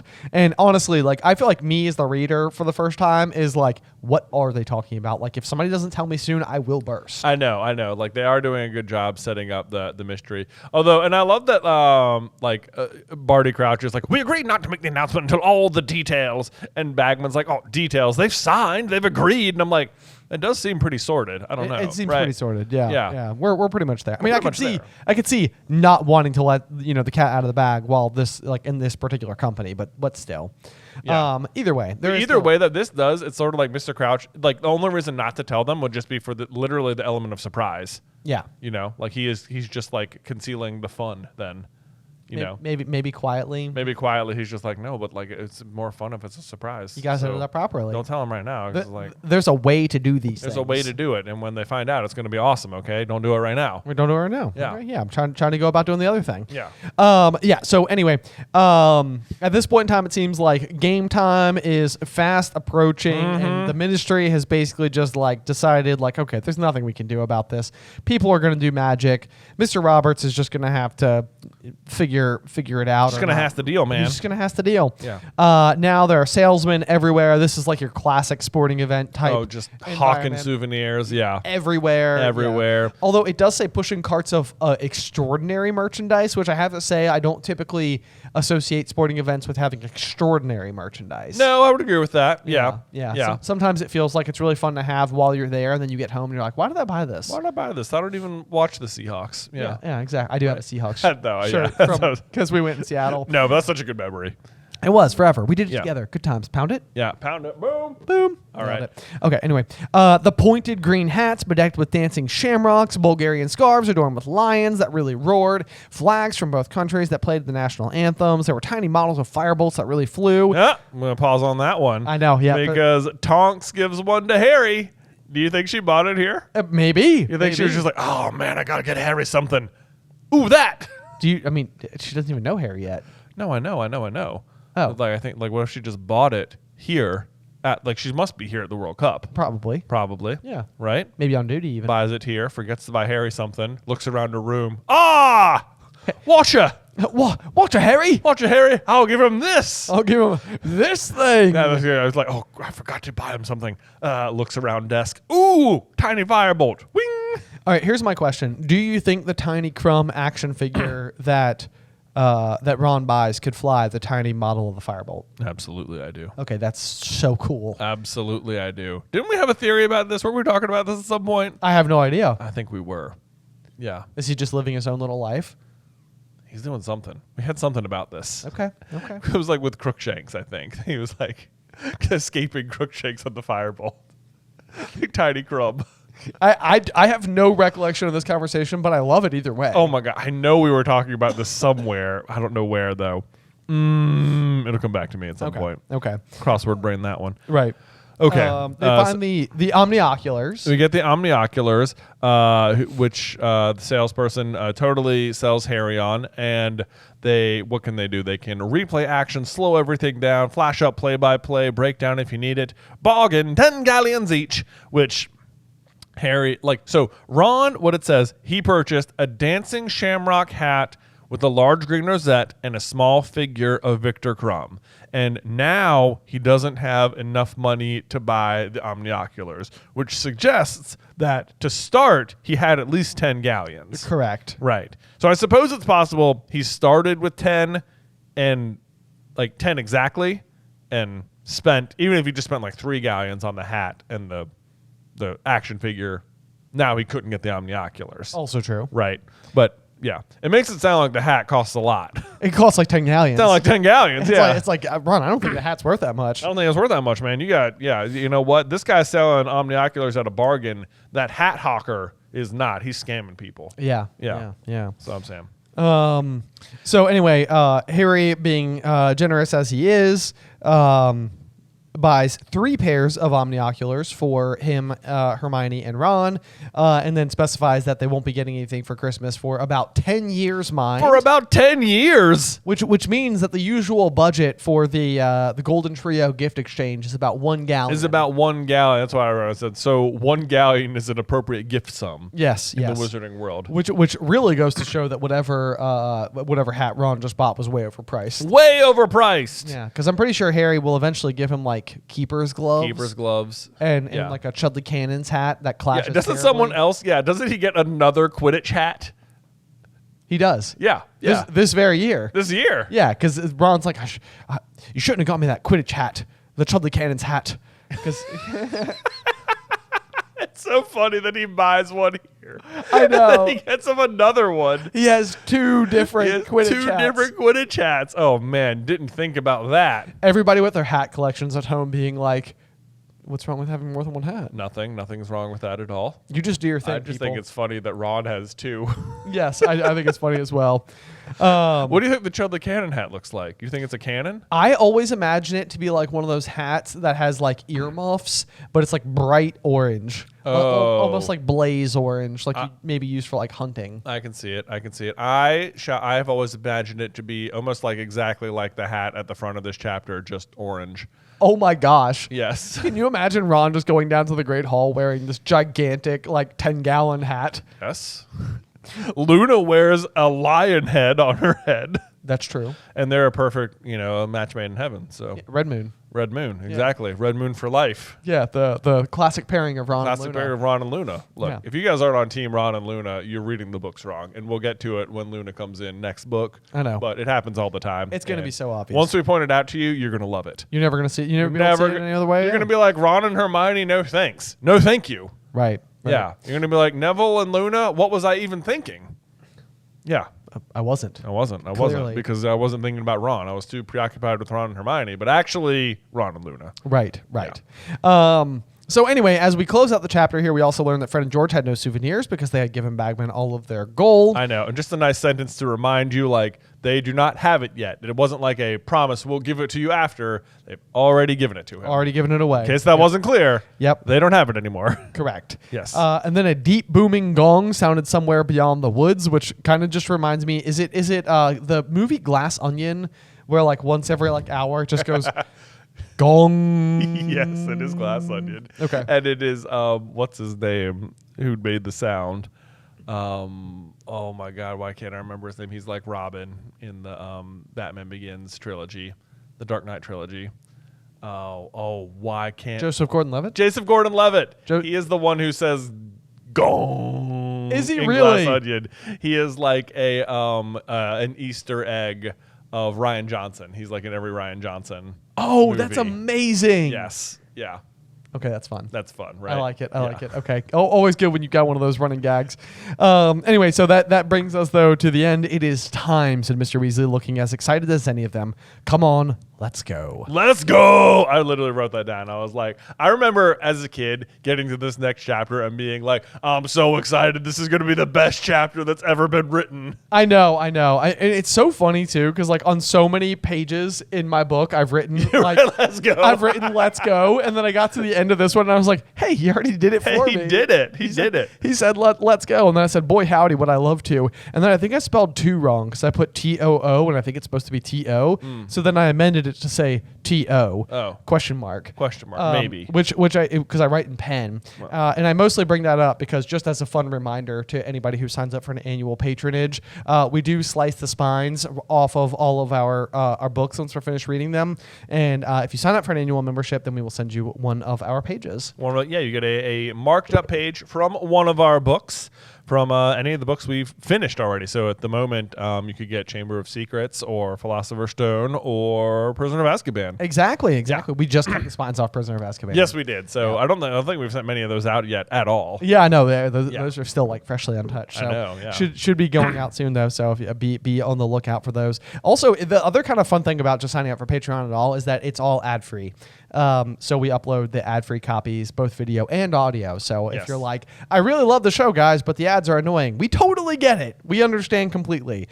So we do have that available at patreon.com/throughthegryffindor. So be sure to go and check that out. Links in all the descriptions and everything down below. Jay, do you have a review for us? Well, but of course I do. Let me pull it up here on my phone.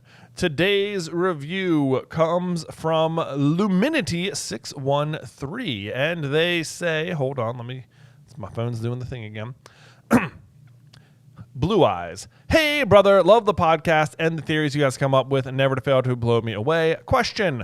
Dumbledore always seems to be able to see things others can't, even when they're under the invisibility cloak. Moody's magic eye, which can see through anything, is described as bright blue, just like Dumbledore's eyes. Is there a possibility that they are connected, and if so, how? Well, oh man. Well, we've definitely talked about this a lot. We definitely have. Yeah. I mean, it's very curious because I think Moody's eye being so like OP is kind of ridiculous. Yeah. There is of course always the outside chance that Dumbledore, being the master of the Elder Wand, was able to create an artifact that was able to overpower a different Deathly Hallow. Yeah. Which could certainly be one explanation. Yeah, like if Dumbledore used the Elder Wand to create the eye, right? Then the eye is like on the same power level as the wand or the cloak. So it can see through it. Right. Yeah. There is the additional layer of like, and I can't remember exactly when it goes back to it. It's possible that the timelines don't fit up, but at least in the Fantastic Beasts series, we also know that Grindelwald kind of uniquely has like one bright blue electric eye. Yes. Yeah. Which feels like a major coincidence, like just for it to then also be something that like Moody ends up having, but Grindelwald is known to like. He's also a master of the Elder Wand. He's also a master of the Elder Wand. He is also a seer, and he uses the Chillin to like witness aspects of the future as well. So like this idea of having additional sight to me feels very in line with Grindelwald's character. Yeah. And it would just be a very, very powerful tool for somebody who is in his particular position. Yeah. Because Moody's obviously fighting for good, which then you're kind of like, okay, like good that he has it, but then also like, if it's in the wrong hands, it becomes very dangerous. Right. Moody is, of course, a very big ally to Dumbledore. So one thought could be that some version of like Moody losing his original eye in the first place had something to do with the battle against Grindelwald, and therefore maybe the outcome of said match was Dumbledore replacing his eye. Yeah, it is possible, although I think in this book we will see in the pensive, like when Harry goes back in time and is like watching the court cases. Yeah. Like the first one he goes into, Moody has both regular eyes, and then he like goes to another court case and Moody has got the new eye. Oh yeah. So I think that would be like after Grindelwald's time. Too far after 1945. Yeah. Yeah. I think you're right. The other possibility in terms of like Dumbledore being, because the question also mentions Dumbledore being able to like be aware of all things or see them. Yep. Is that like it seems like Dumbledore himself can see through the invisibility cloak. It seems to be the case. It seems that way. And Dumbledore also is described as having piercing blue eyes all the time. Frequently. It is possible that as master of one Deathly Hallow, he can see through the other. So like maybe he can see through Harry's invisibility cloak in a way that is only possible because he's master of the Elder Wand. Sure. That is one possibility as well.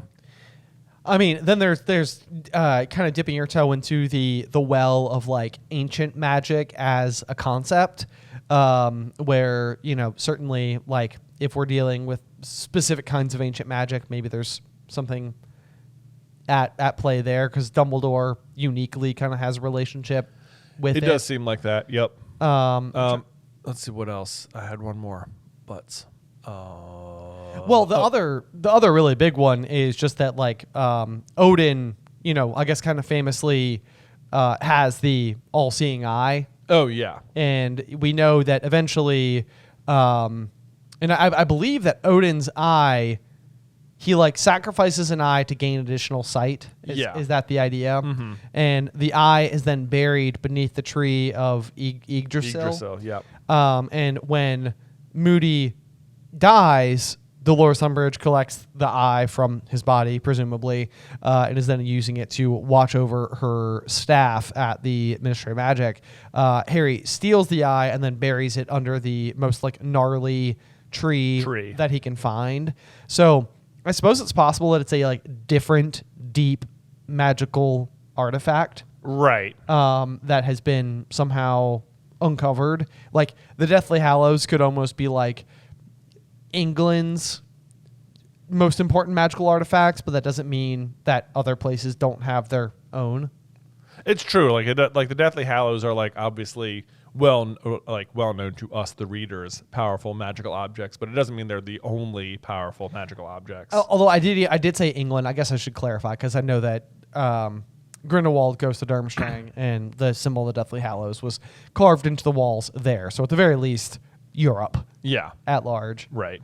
Yep. The other explanation, I think we talked about this maybe last week in the Owlery or just last week, maybe on the main show, is that like maybe Moody's eye can actually not see through the cloak at all, but that according to Luna, Harry has got Nargles, Raxburts sort of floating around his head. Like she's like, I thought I felt one in the train or whatever. And it's like, it sounds like Luna just being, a little, believing something that doesn't exist, except in the Wizards Unite mobile game, which no longer exists. Yeah. You could actually catch Raxburts as like one of the things you go right into, which just makes like, oh, like they are real.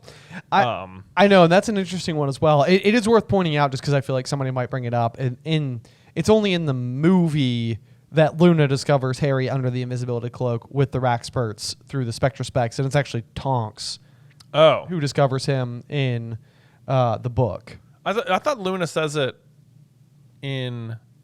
Did she not say it in the book either? She could say it at a different occasion. I was thinking while he was under the invisibility cloak. Oh, okay. In particular. Yeah. Because Draco throws the cloak over him after stomping on his face.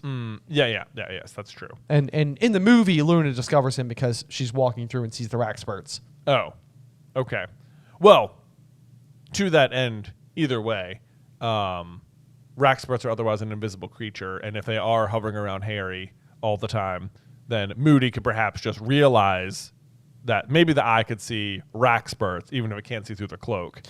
And the ability to identify them around him is what's actually tipping him off, because otherwise he just can figure. I think the first time he would notice it is when Hermione's at the Three Broomsticks with Harry, and Moody like comes over and like gives Harry a hint about something. But like clearly it's Harry under, like he's like, oh, there's someone sitting next to her under an invisibility cloak. Right, like he says like, nice cloak, Potter. Yeah. No, I think you're definitely right with that. Like that could be like an identifying characteristic that could go a long way. Yeah. Okay. So anyway, those are all the many different ways we've come up with for how and or why Dumbledore and or Moody can see through the cloak. Yes, but trust us as well that this is a curiosity and question that we would love more information or explanation for. Yes. Because the fact that Moody just has an eye as powerful as the Deathly Hallows, otherwise it's like that doesn't seem possible. It does not seem possible. Yeah. So something to be hung up on there in that particular regard. But as for always, guys, please be sure to go over and leave us a review, and we're happy to answer any questions that we're able to here at the end of each week's show. Yes, but otherwise, make sure you join us next week for Chapter 8, the Quidditch World Cup, here on Through the Griffin Door. Today's episode was edited by Ethan Edghill. Vaishon Brandon does our art. Catherine Stein is our production manager, and the show is hosted by me and Jonathan Carlin.